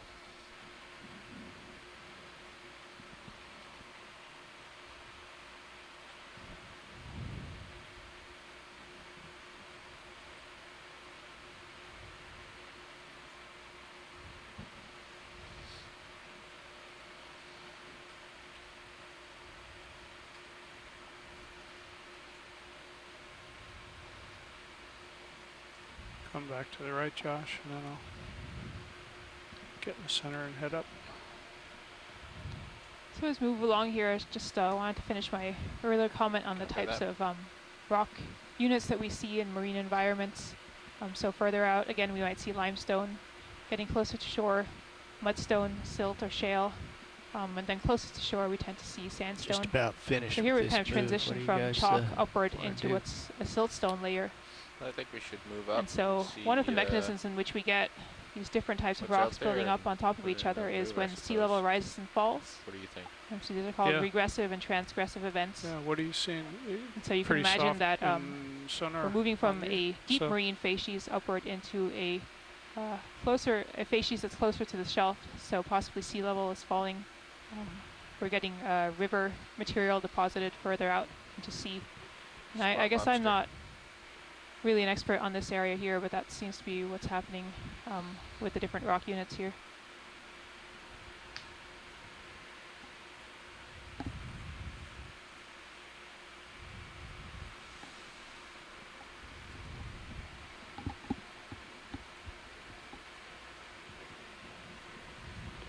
Bridge, nav.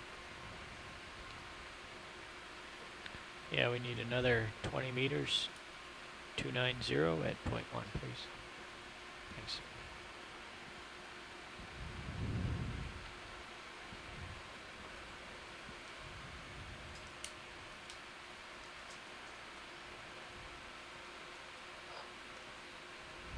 There's something fairly bright red on the rock that just appeared on the right side of the screen. It's coming into the center now. A video of us start to go on that, and I'll slide to the right.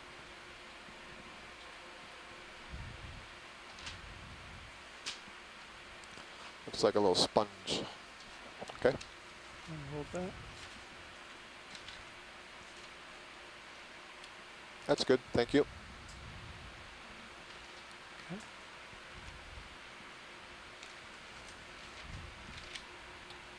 And full wide. This is another unbranched whip. Oh, so this one does fork. Look at that. Dirty dogs. So this is what I said earlier. You know, you get these whips, and at some point they may or may not branch. And if we could get a look at that branch point, that would be helpful. The question is, are they Get truly a in, whip, steady or is up, it just and that they haven't gotten to a point where Sorry, you gotta whatever turn it up is your that volume causes here, them to pilot. branch has Okay. done so? Let me move in a little And bit. so and it then can we'll lead you down the try wrong to zoom on identification that path. branching point.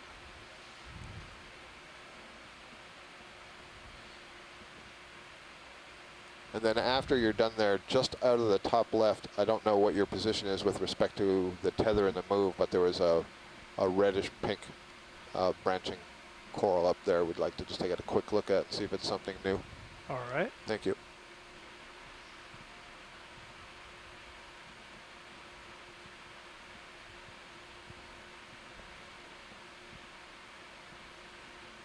Okay, video, before I get too close here.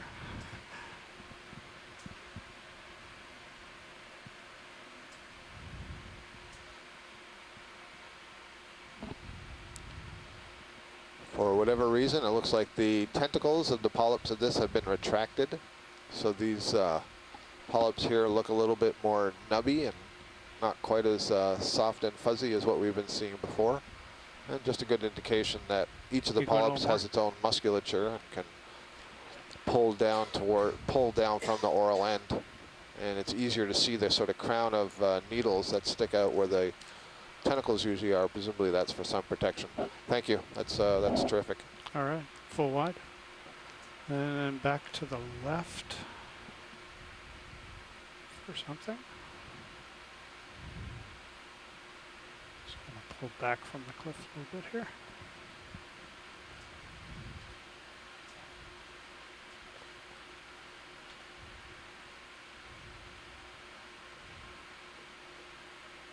So what's the crack? Is that another one of Possibly these another, planes? yeah, another plane of weakness there. Yeah.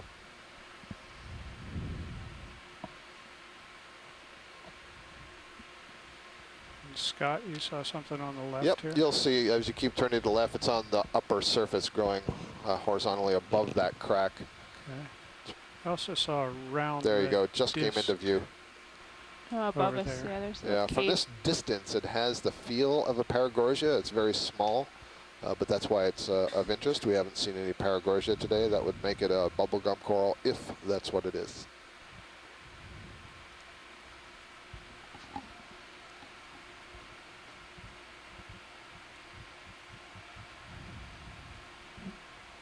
This is sort of interesting right here in the rock. The way there's Yeah, a little collapse a there. little Okay, video. either Start to go in. collapse or almost looks like, we need to get a zoom in here. Yeah, probably a collapse. Yes, that's it. Looks like sediment is covering it. Sure enough, that's a Really nice. paragorgia. And I'm going to want to look at that Go all the way anemone-like up. thing off in the side there after we've visualized this close up.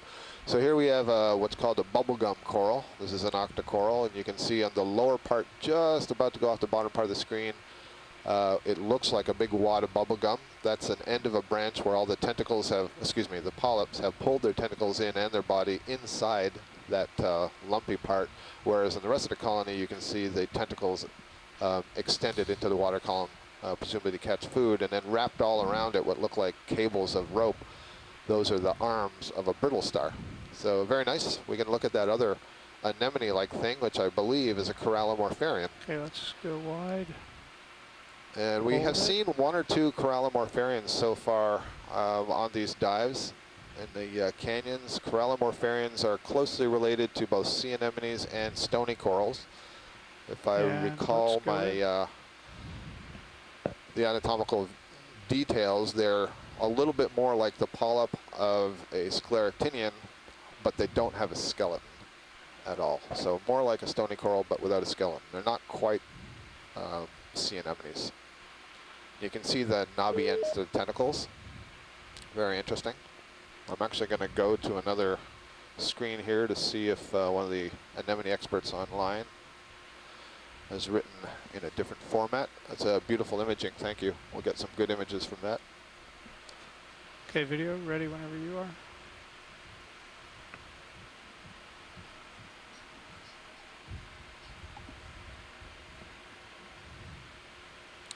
And I saw an urchin up in the back there. Thank you. Yeah, I'm going to pull back a little bit and continue up.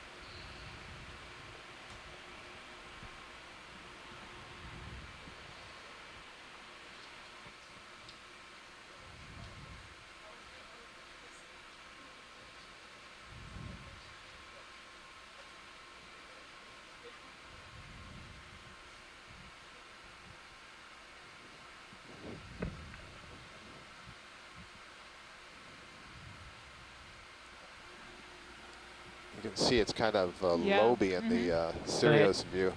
And I can't tell, there was, at least to the left, I was Thank seeing you, this Breach. sharp overhang. And it looks like we're coming up to it. Yes, this is what we're coming up to now. Very nice. And here we can see the thin layer of sediment that's building up on this little plateau. Can't tell if this is, we'll see how far back this goes, or if this is really just the bottom part of that overhang.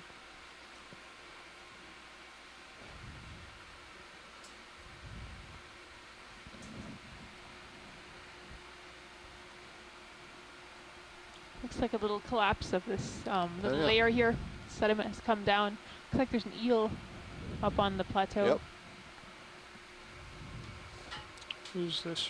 And So we are just like not a far debris? enough to be at the top of the wall, so this is definitely an intermediate spot. I can't tell if that's something Video, swimming what's in the that right water in the column or if center that's a pseudomorph. Yeah, so that's what they call a pseudomorph. It's basically mucus and ink ejected from a squid or something like that, and it's meant to Okay. distract you, I believe. For what? It Which worked. it has. Yeah, Yeah, it worked. yeah, well done. We're all distracted. Meanwhile, the eel has gone by and taken our lunch. It's a synaphobranchid cutthroat eel. Is that maybe there's an octopus coming up in the distance there, or something Oh, white. could be. Yep. Oh, here's a little fish that looks a little bit different. Top upper right, just coming towards center, staying at the top of the screen. I wonder if this is another one of those sea snails that we saw the other day with the black Video, face. let's go in. I'll try and bring him into the center, but he's moving down. Oh no. Wait, was that it? I hope that's not what I saw, because that's Full nothing. wide.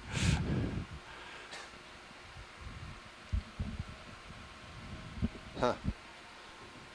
Another pseudomorph. Go ahead. Look at the side of this Yeah. geological feature. Looks Mhm. like On the right, plates, there's plate, chunks yeah, falling plating off. and fracture. Roger that. maybe where Go ahead. that sea star is. Oh, there. That's the fish you meant, There's the right, fish. yeah. That's it. Is Yeah, that we a got chonax or distracted something by the like that? geology. This will definitely be a new fish. I'm basically on top of you. Just like an Okay. angler But the fish, ship has stopped moving. some kind.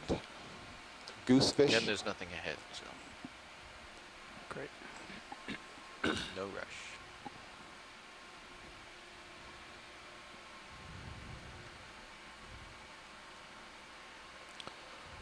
Catunculus thompsoni. I'm getting from multiple sources that this belongs to the genus Catunculus. It's a fathead. The family fathead, I guess. Okay, video.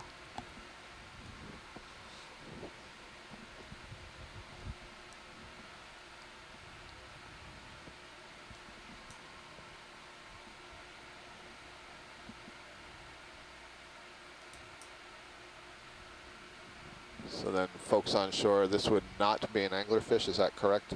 Fathead, I think, is a different group. I will jump back to my identification guide while you write in.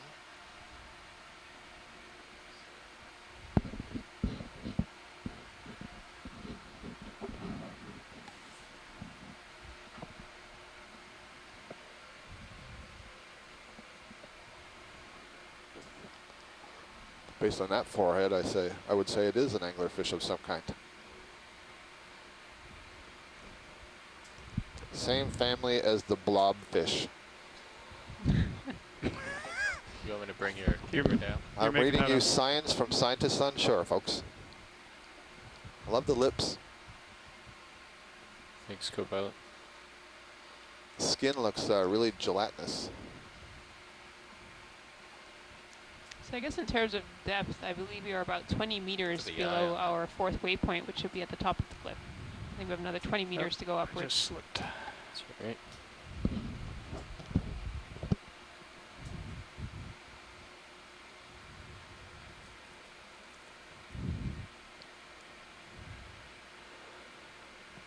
Well, I see we have a species ID from shore, so when video is finished, we can stop. I think I saw a sea pen, a red sea pen is going to come into view in the top corner. Yep, right there in the upper right, Full wide. behind that xenophyophore. And I think this is likely the same one we saw earlier, so just a very quick zoom to verify, then we can move on.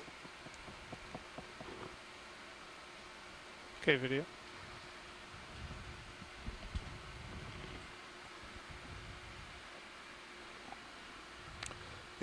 looks like the Diastacoptylum. Thank you. So that's a sea pen. The octocorals are Full adapted to live in Alright. mud. Have an inflatable peduncle to anchor themselves. The peduncle is basically the swollen base of that stick that you see sticking out of the bottom. Looks like there's enough sediment here to have some of these mounds built up again. Yep. Bioturbation mounds.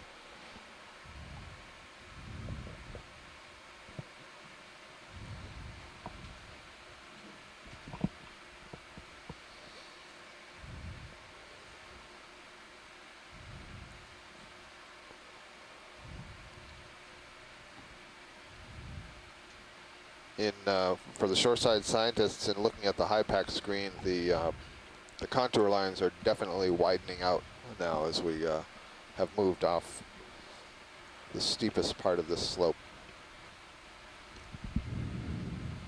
Definitely, it looks like we reached that where we came up over the steepest part at the top of the chalk layer. And once we were above that, then we started hitting these shallower slopes. Something white coming in the upper left. Don't know if that's a piece of rock. Looks like a Oh, it's a ctenophore. ctenophore floating through the water column, I see. And again, you can see a little bit of the outcrop up above us. Not too much. There's plenty of sediment here to cover it up, but definitely probably goes, slopes downward beneath the sediment. It crops out again below us where we saw it before. The same sort of red siltstone layer. Quick zoom on what looks like is a shrimp or something walking across the bottom just below the lasers. Yep. Sorry. Is that a right, pilot? Yep, go. Nematocarcinus shrimp. Oh. Thank you. And Far down. that's good, we got it. It's the thread-legged shrimp that we saw earlier, and an ophiuroid sticking his legs out of the burrow there. The Yeah. ophiuroid being the brittle star. We're good with the shrimp. You can keep going. Full white. We've seen it a few times today.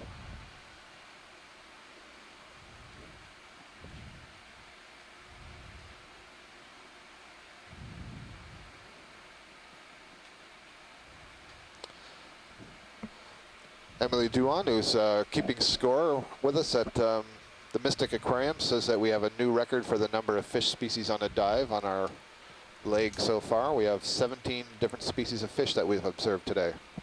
Well, that's excellent. Thanks, Emily.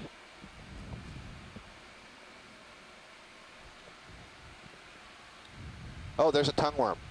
So sticking out of the burrow, you can see the long proboscis, the tongue that I've been describing that leaves the spokes in the mud. Ready when you are, pilot. So this is an echiurine worm. Oh, there goes the tongue. That's what happened last time. Apparently they can sense disturbance. So you saw how quickly that thing can be retracted. It's a lot slower coming out the other way. It basically creeps over the bottom, but it's full of musculature and can suck it right back in that hole. Now that tongue that you saw, so I'm looking at the lasers, let's say that was 30 to 35 centimeters long. It's entirely likely that the worm itself was maybe 5 or 6 centimeters long. Could be longer, but the point is they have a very extendable, it's properly called a proboscis, but you could call it a tongue. It's also called gutter worms. They can curl them up a little bit. So very cool. Very often what you see when you're looking at photos or video from the deep sea is just a hole with this radiating pattern of spokes in the mud around it where that tongue has been out clearing off the mud of all its organics. So it's really fun when you get to see the tongue. Just And taking a look to even the better when north you here. get to see the tongue moving.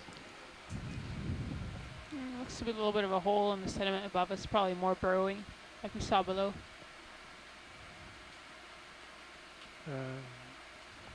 Swimming back That through impressed even the west. octopod biologist. And No, now that doesn't work. looking southeast. Sorry, southwest. Southwest. Get an idea of the slope. Oh, Bob Carney, thank you for reminding me of that. Yeah. So Bob Carney from LSU wrote in, proboscis also used to, quotes, consume mate. So there's at least one species of these worms. I think it's actually a shallow water one. I don't know if we Look know at this that happens fish on the we did. deep sea ones as well, where if a larva settles on the tongue of a female, it will develop into a male, but the male will remain tiny and basically crawl into her genital opening and spend the rest of its life in there. In fact, you can get multiple males crawling inside and taking up residence. And if anybody has ever read Dr. Tatiana's, I forget exactly what it's called, something like it's an advice column for animals. Okay. Gives a really good description of the biology of that worm and this mating style. And it's written in a very enjoyable style, as if it's writing letters into a therapist. Very readable.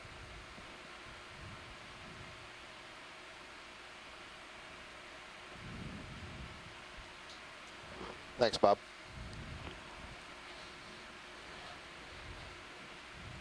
It's another one of those little fish.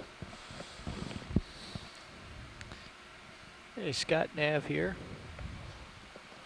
Nav, Scott's here. So the plane goes on indeterminately. We can continue to waypoint 4 or head back down to 5, or what's your current thinking? Well, so our plan had actually been, I think if you pull out more on the high pack, you'll see that there's waypoints. Waypoint 5 was an accident. It was left in from a previous set of plans. Let's just see what But this you'll is. see there's going to be there 6 and 7 actually go on up. Keep going out. Okay. It's partial. So there you see 7. Yeah. So, I don't know that there's enough time to profitably lift off and go down the wall, but if there's a way that we could sort of reacquire Wanna go some of further? these Yeah, that's steeper lines, that would be of interest. And if there isn't, then, it's what's best in the best interest of So geology. you'd like another vertical transect in some location Exactly, removed from right. here. Yeah. And, my sense is we don't really have enough time to go all the way up to waypoint 6 or even below 7, but if there's a way to do something like that, that would be good. We might split the difference and aim for somewhere in around here. Okay. One other thing, I guess I'll check with the scientists. I would be interested in doing another sediment thickness test here, since it seems that we have that time. Could be interesting to see how thick it is here before we really get up to the top. So let me just check with the scientists on shore if that's okay with them. Yeah, we're good for that. Emily on shore, I wasn't watching the screen. I see you've typed in confused cusk eel. Is that referring to a species or a fish behavior?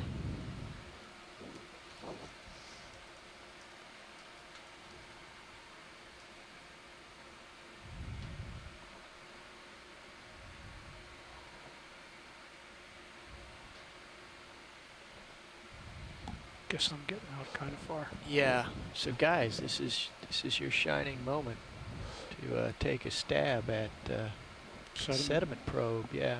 Nav, while we're doing this, can you give me an approximation of off-bottom time, please? Good question. I think it's 1945. Yeah, we've got an hour left. Got an hour Thank left. you, Dave. Folks on shore, we got about 1 hour of bottom time left. Thank you, Susan. I don't hear you. What's our time at 50 meters? What time were we looking to recover? Thought it was the regular time, 14:30? 16:30. No, 16:30. 16:30. It depends on how far back down we go.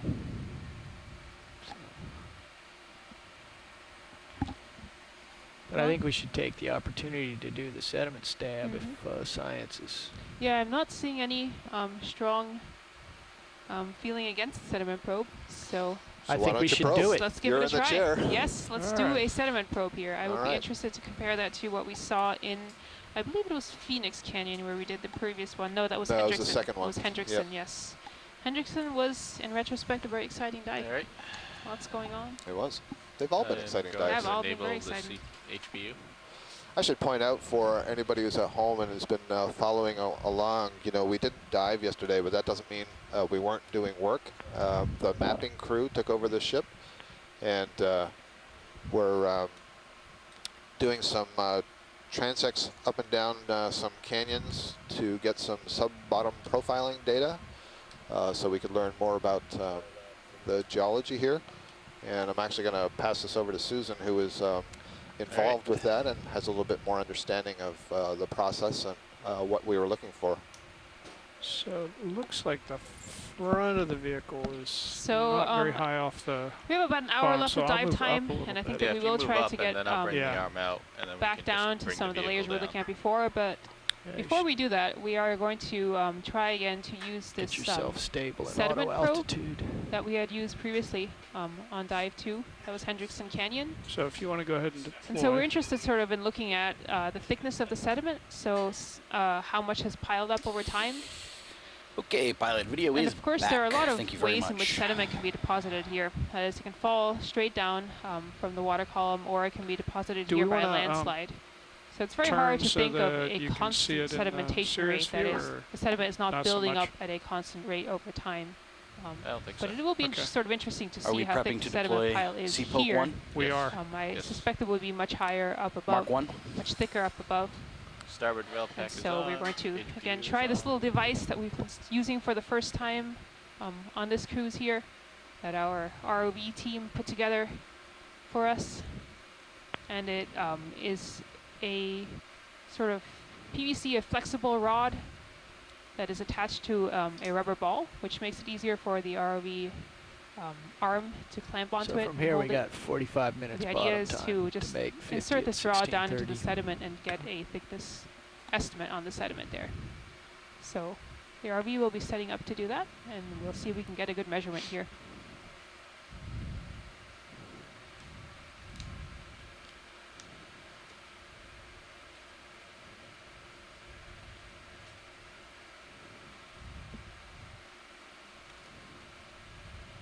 You want to control my utility cam for me?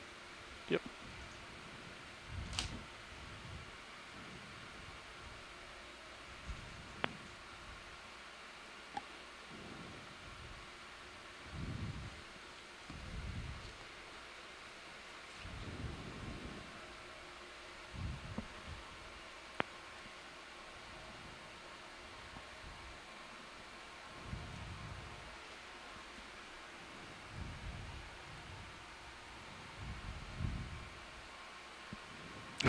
Might need to come up a Can little you bit. write your name? Uh-oh. So I'll just point out again here that this is actually not a trivial exercise. On land, it will be easy enough to insert, for a human, it will be easy enough to insert this rod into the sediment. But the arm of the ROV does not behave in the same way as a human's arm, or rather, it has to be very specifically controlled. Different parts of the arm, the elbow, the wrist, all that Okay, motion has meter to be and a half up controlled, now. and somehow a human does it all at the same In time back without really anyway. thinking about it. But when it's being controlled robotically, the pilot, of course, has to think about all these motions, and so Okay. it's actually think not that's- so is easy that to get it looking straight up and down. But they have done it very quickly here. Very nice. Hard to tell. Once you swing it on center line there. All right. You look a little bit canted. I'm gonna swing Maybe a it couple towards degrees center. counterclockwise.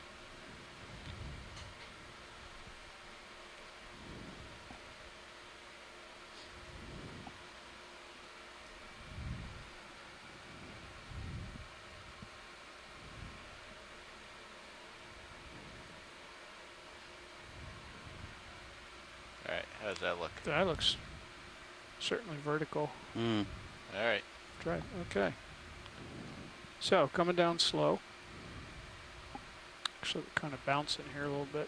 So the rod itself, I believe, is about 60 centimeters long. I'm Yeah. not sure what the precise number Maybe is. back up a little So bit. of course, if the before you- sediment is thicker than 60 centimeters, give then it we'll this descend all poke. the way in, and we won't be able to get an accurate measurement. But we have just come up over this red layer. It's possible that it's still sloping beneath the sediment, so it's possible the sediment is not quite as thick as it seems.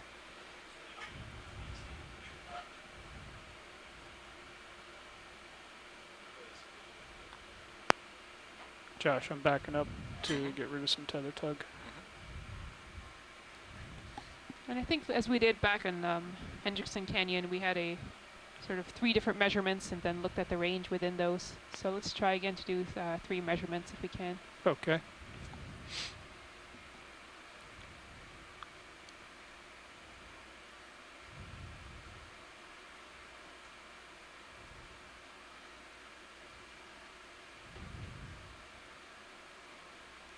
And these marks that you're seeing here are the marks that the ROV is just sort of plowing forward into the slope slightly. Okay. Let's see if we can stabilize here.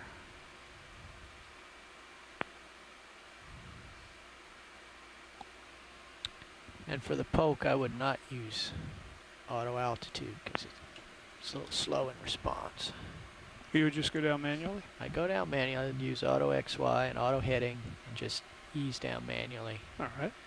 So auto altitude can overshoot. Okay. That seems a little more stable.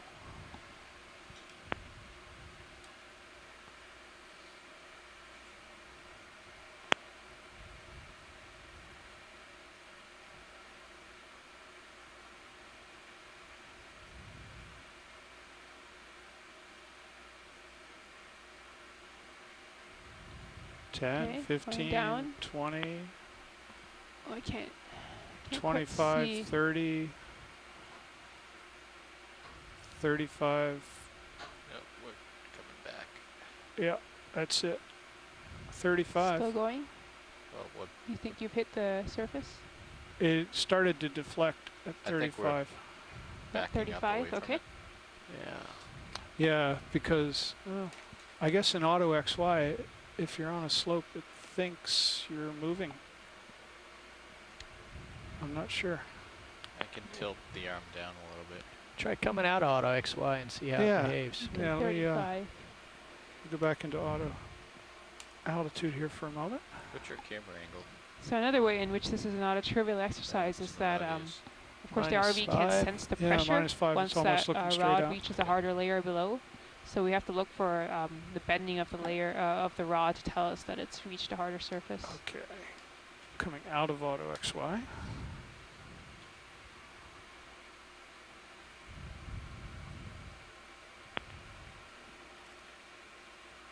Okay.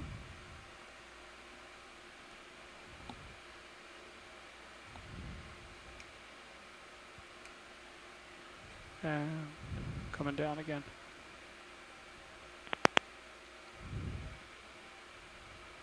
Oh, it's going to be hard to see the stripes now. Video, can you zoom in a little bit? Yeah. That's Okay. too much though. So Why don't you just sidle over to the left a little bit? If you're not already you're already poked. Okay. You're backing up. pushing forward.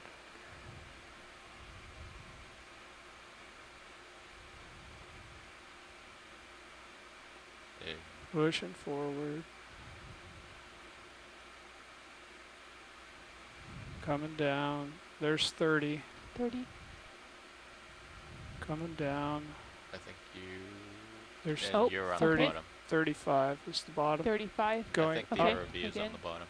Oh, the ROV is and not the. Okay. Yeah, it left a little bit of a footprint. Coming up. I'm gonna have to bring the arm down more. Okay. Well, you can see it deflect though. I mean, it really. Mhm. Yeah, as you were backing away.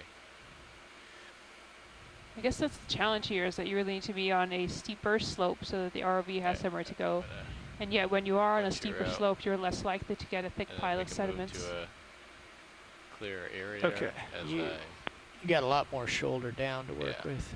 Okay, I'm Another gonna place move we'll over be to trying the this out left. is probably on the seamounts, which is where we'll be heading full when we're wide done with the video. canyons. You're at And full wide. There Thanks. you tend to find much sort of smaller isolated areas of sediment that have built up in possibly some depressions or where there's some lava flows. So that will be another opportunity to test this device.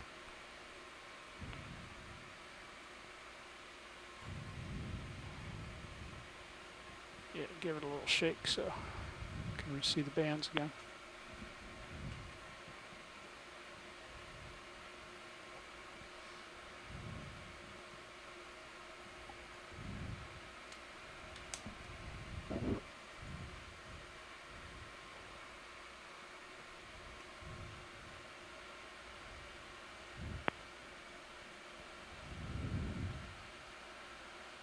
Not getting it. Oh, there's my wrist.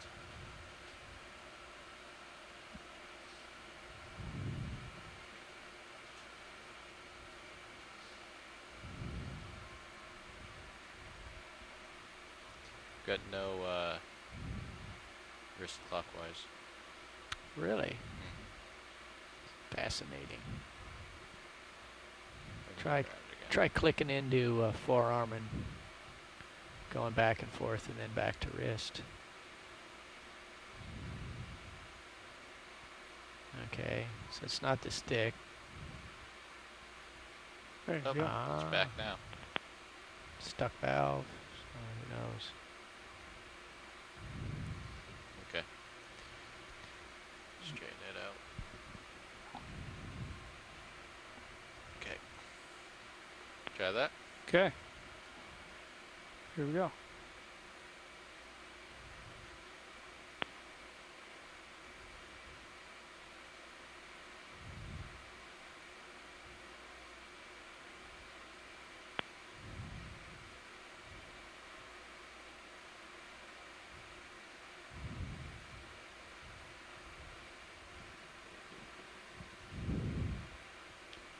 Okay.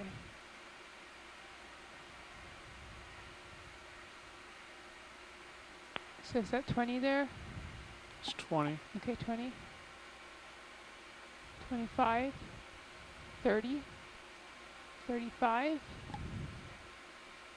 40. 45. 50. 50. 50.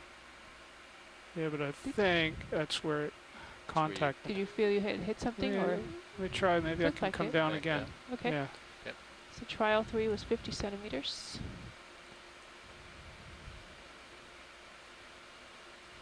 And you would come down slope a little bit. But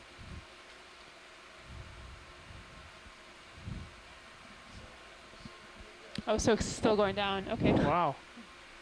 Is that That's some spooge. still more? Okay. It looks like it. we have probably more than, is that 60 centimeters right It's there? for reference, the top black marks are 80 centimeters. Okay, the very top. So that is 80 centimeters there.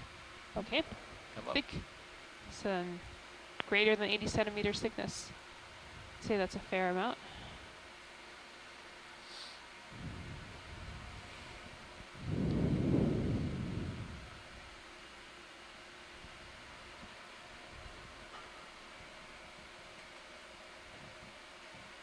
Would you like another poke science or? That's good for me. Okay. So I think now Come on out on the HD, please. we can, yeah, try to go down slope a little bit. Try to pick up some of the harder outcrops we were seeing just below us. Follow us along and look for some more organisms. All right. 34 minutes bottom time remaining. So are we gonna pick up and do a ship move or just? Now we're gonna go down and explore the edge of the ridge from Okay. here. All right. It's gets more science done with the time we have. Great.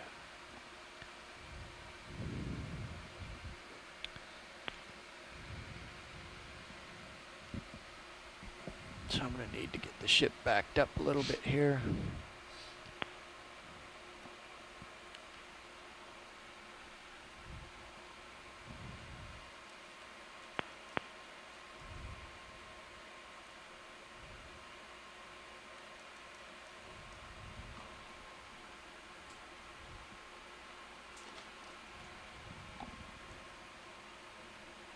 Bridge nav.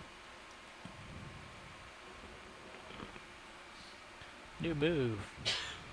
30 meters, 135, 0.1.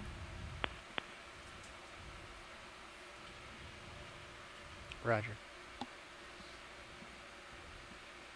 All right, we'll back off a tether length here and should get you to the edge.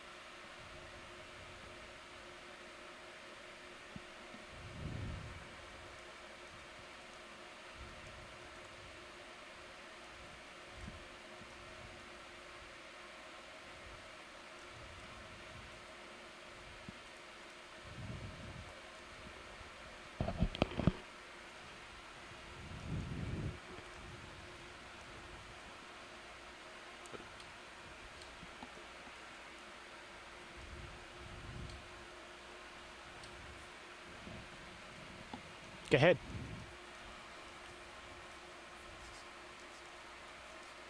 Roger that. Can you move the HD up? HD up.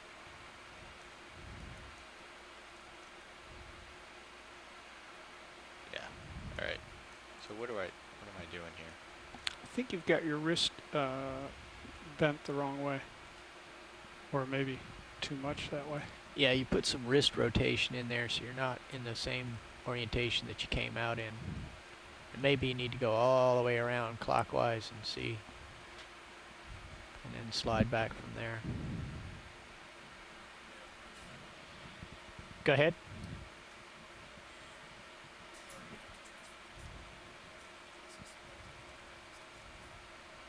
Okay.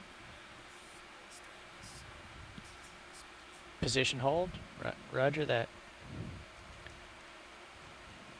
Okay, guys, I don't know if you heard that, but the move's been canceled, or at least postponed. They're transferring control to aft station.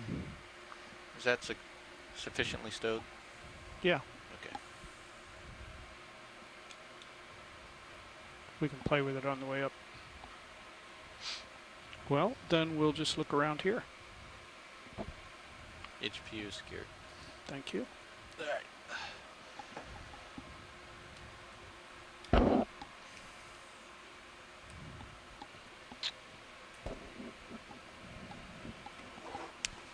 Sounds like they might have had a Computer glitch. computer glitch. Well, we're in a good position here. Dave, I didn't have the bridge on. Can you give me a sit rep? So, Josh, how about if I just Yeah, they go off to the left here and see what's are over here? postponing the move Sure. and transferring control to the aft station. So I infer they're having a little difficulty up there, but we're going to see how it pans out. I'll give you a time off bottom here in a moment. Copy that. Thank you.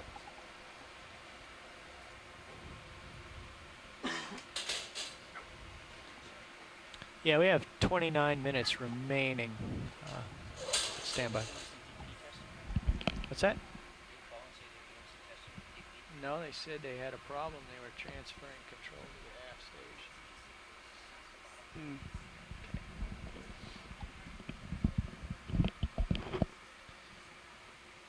Hey guys. Yeah. Let's pull up a little bit and get lined up for recovery, just for good measure. Okay. So, Josh, you make a turn to the right, yep. and you're lined up, and I just push straight out, I think.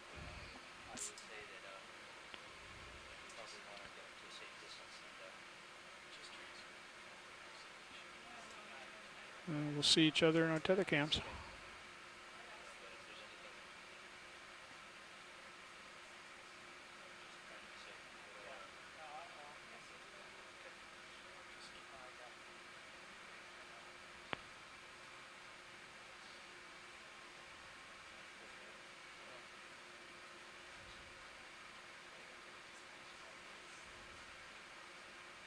All right. I am lined up with the ship. Okay, I'm pushing out.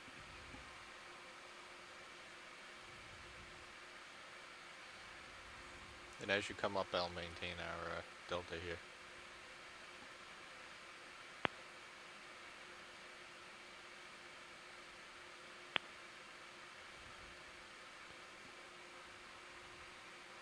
Must have been another ROV down here. I didn't make all this dust.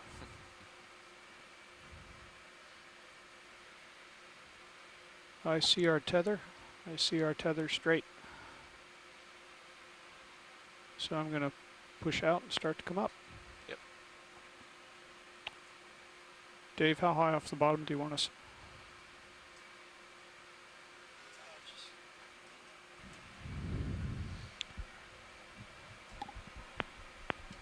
To tell you the truth, we've only got 25 or so minutes of bottom left from here. Yeah, we're at 26 minutes. I don't know how long this DP evolution is going to take. Let me Another king crab down there. It's not properly stowed. Oops. There. I just wanted to see the crab.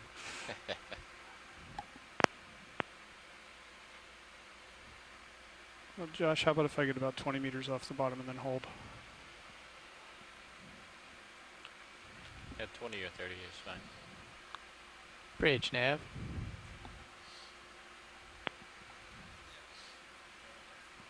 Yeah, just advisory. We put the vehicles into a safe position for recovery, so we can come up early if there's questions about DP.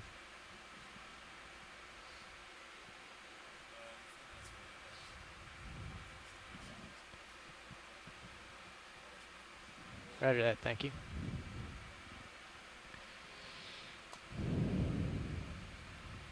Well, it's right on the hairy edge, guys. I think it's a few minutes to get squared away, and Right. we've got 20 some odd. So, ladies and gentlemen, given some of the tests that are going on 30? Yeah, on the okay. ship side here, Right at 25 right we now. are bringing the vehicles Can up hold into here. the water column so that they're a safe distance away from the substrate. And Okay, given right, that, we only had some 20 to 25 minutes left to be on the bottom anyway, and so we've made the decision that we aren't going to try to recover the bottom. We don't have any time to get back to a wall. It would just be on this flat area. And so we think it The just ship makes more starts sense to, to basically call this move part of the west dive. for If any you're interested in reason, the we'll water just column, haul up. that's still to come. But for a short time anyway, we're going to be sitting here about 20 to 25 meters above the bottom. We're not sure how I long. was having trouble with the wrist Anything on to the add? manipulator. Susan? Yeah, That's that's all funny. Dad. It just, So One direction, let's just- just give a little bit of a I'd open recap. it and it We just have been didn't diving go in this anywhere. unnamed And then sometimes it would canyon, go, which so is I just to the east got of really twitchy. Veatch Canyon and some 240 miles or so east of Long Island Sound. This morning we reached the bottom at approximately 8:20, no, about 9 a.m. I believe, at a Sounds about depth 9. of Just stow your, 1,516 meters. We looked around at debris field down there. We went up a small slope. Do you think that was, how would you describe that first slope? Just sort of looking back down at my notes, yeah, we touched down the bottom, lots of sediment, sort of coming up to the first wall there that we had anticipated being sort of a landslide scarp or the face of a landslide or some erosional feature. And we saw this chalk unit sort of came up over that cliff, saw lots of Now, interesting organisms to on the start. cliff, came back to the canyon floor, lots of sediment, and then came up to the main canyon cliff and started moving up that.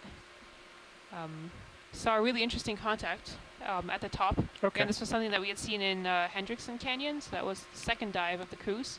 And this was a contact between the chalk layer that we've been seeing in most of our dives and an upper siltstone layer that is much redder, sort of red-brown color. Really interesting transition. And again, we saw these really interesting caves that seem to have Just been stowing your swim eroded ropes. in the rock, possibly like fluid, some sort of fluid moving through there. Yeah. That's sort of a brief summary of at least the geology of our dive. Just keep I an was eye really on those surprised on or that tether lines. lowermost Yeah. slope, that Mhm. 20-meter You're still slope, how not many ahead. corals that we saw down there. Anthemastus, that and was striking. Paramecia, Swiftia. I wasn't expecting to see them on the lower part. And then when we got onto the larger wall, we've seen the highest densities of the Selenosmilia branching stony coral that we've seen on the previous three canyon dives. So that was kind of interesting. Also lots of cup corals as usual, arranged in the linear patterns and patches often associated with underhangs, but not always. And then there was that really Josh, I fun think you area we have your got to wrist where we saw those bent too erosional much, features. and I Yeah. can like also see mini there's sea caves that had the counterclockwise octopus forearm in them. roll. Is it usually We had there? smaller Yeah. numbers of So between bamboo corals and straightening the wrist Paramecia out sea and fans today, rolling to the right, smaller numbers of black and then corals. Change So I'd say that the the stony corals, the wrist roll. scleractinians, won the day in terms of Should be able abundance. to get it. should be able to get it back. But where it belongs. as always, it was a very entertaining dive. Saw a lot of interesting things. I saw the tongue worm with his tongue getting sucked back into the burrow. We saw the swimming sea spider, the pycnogonid, which several of us on the line here had never seen before, so that was rather interesting. Again, we can't say if that got sort of Okay, blown up in the so water shall we due to start heading up? thruster Let's start heading up. jet of water, or if that was kind of an intentional thing, but it certainly was, did appear to be rowing its legs through the water column. So I'm going to. So that's more or less the end of the commentary part of the dive. Hope you enjoyed it. We hope to be diving again tomorrow, but that may depend on what's happening with the ship's tests right now. Okay. But at the least, this leg is Dial going on for in another couple of some weeks until C-bias. October 6th, and our plan is to now head out to the seamounts. We've been working on canyons for the last week, and now we're going to go offshore into some of these underwater volcanoes. So we expect to see somewhat of a different bottom, perhaps a different set of species and geology, and should be kind of exciting. Go to some places we've never been before. And Definitely, I'm what really speed looking did forward you to wanna that. come up at, I Dave? think the seamounts will be a very different environment, especially from the geology perspective. 25, Scott. Because there's still some unknowns about how exactly the recovery is going and when the vehicles will be on the ship, we'll not have the call, the conference call for the interested scientists 15 minutes afterwards, but let's say 4 p.m. Eastern time, and if there's any difference to that, we'll send out an email to you shifting the time a little bit later. But we are interested co-pilot, in your telling lasers you are still about what we know about the technical issues and what our plans are for the next couple of days. And we'll discuss some of these seamount dives. So Thanks, Dan. please use the same number that you've used before to get in touch with us, and tune in Copy to 25. stream 3 to see the data feed that we discussed. So until then, this has been Scott France from the University of Louisiana at Lafayette describing the biology to you. And this was Susan Schnur, a PhD student at Oregon State University, describing the geology.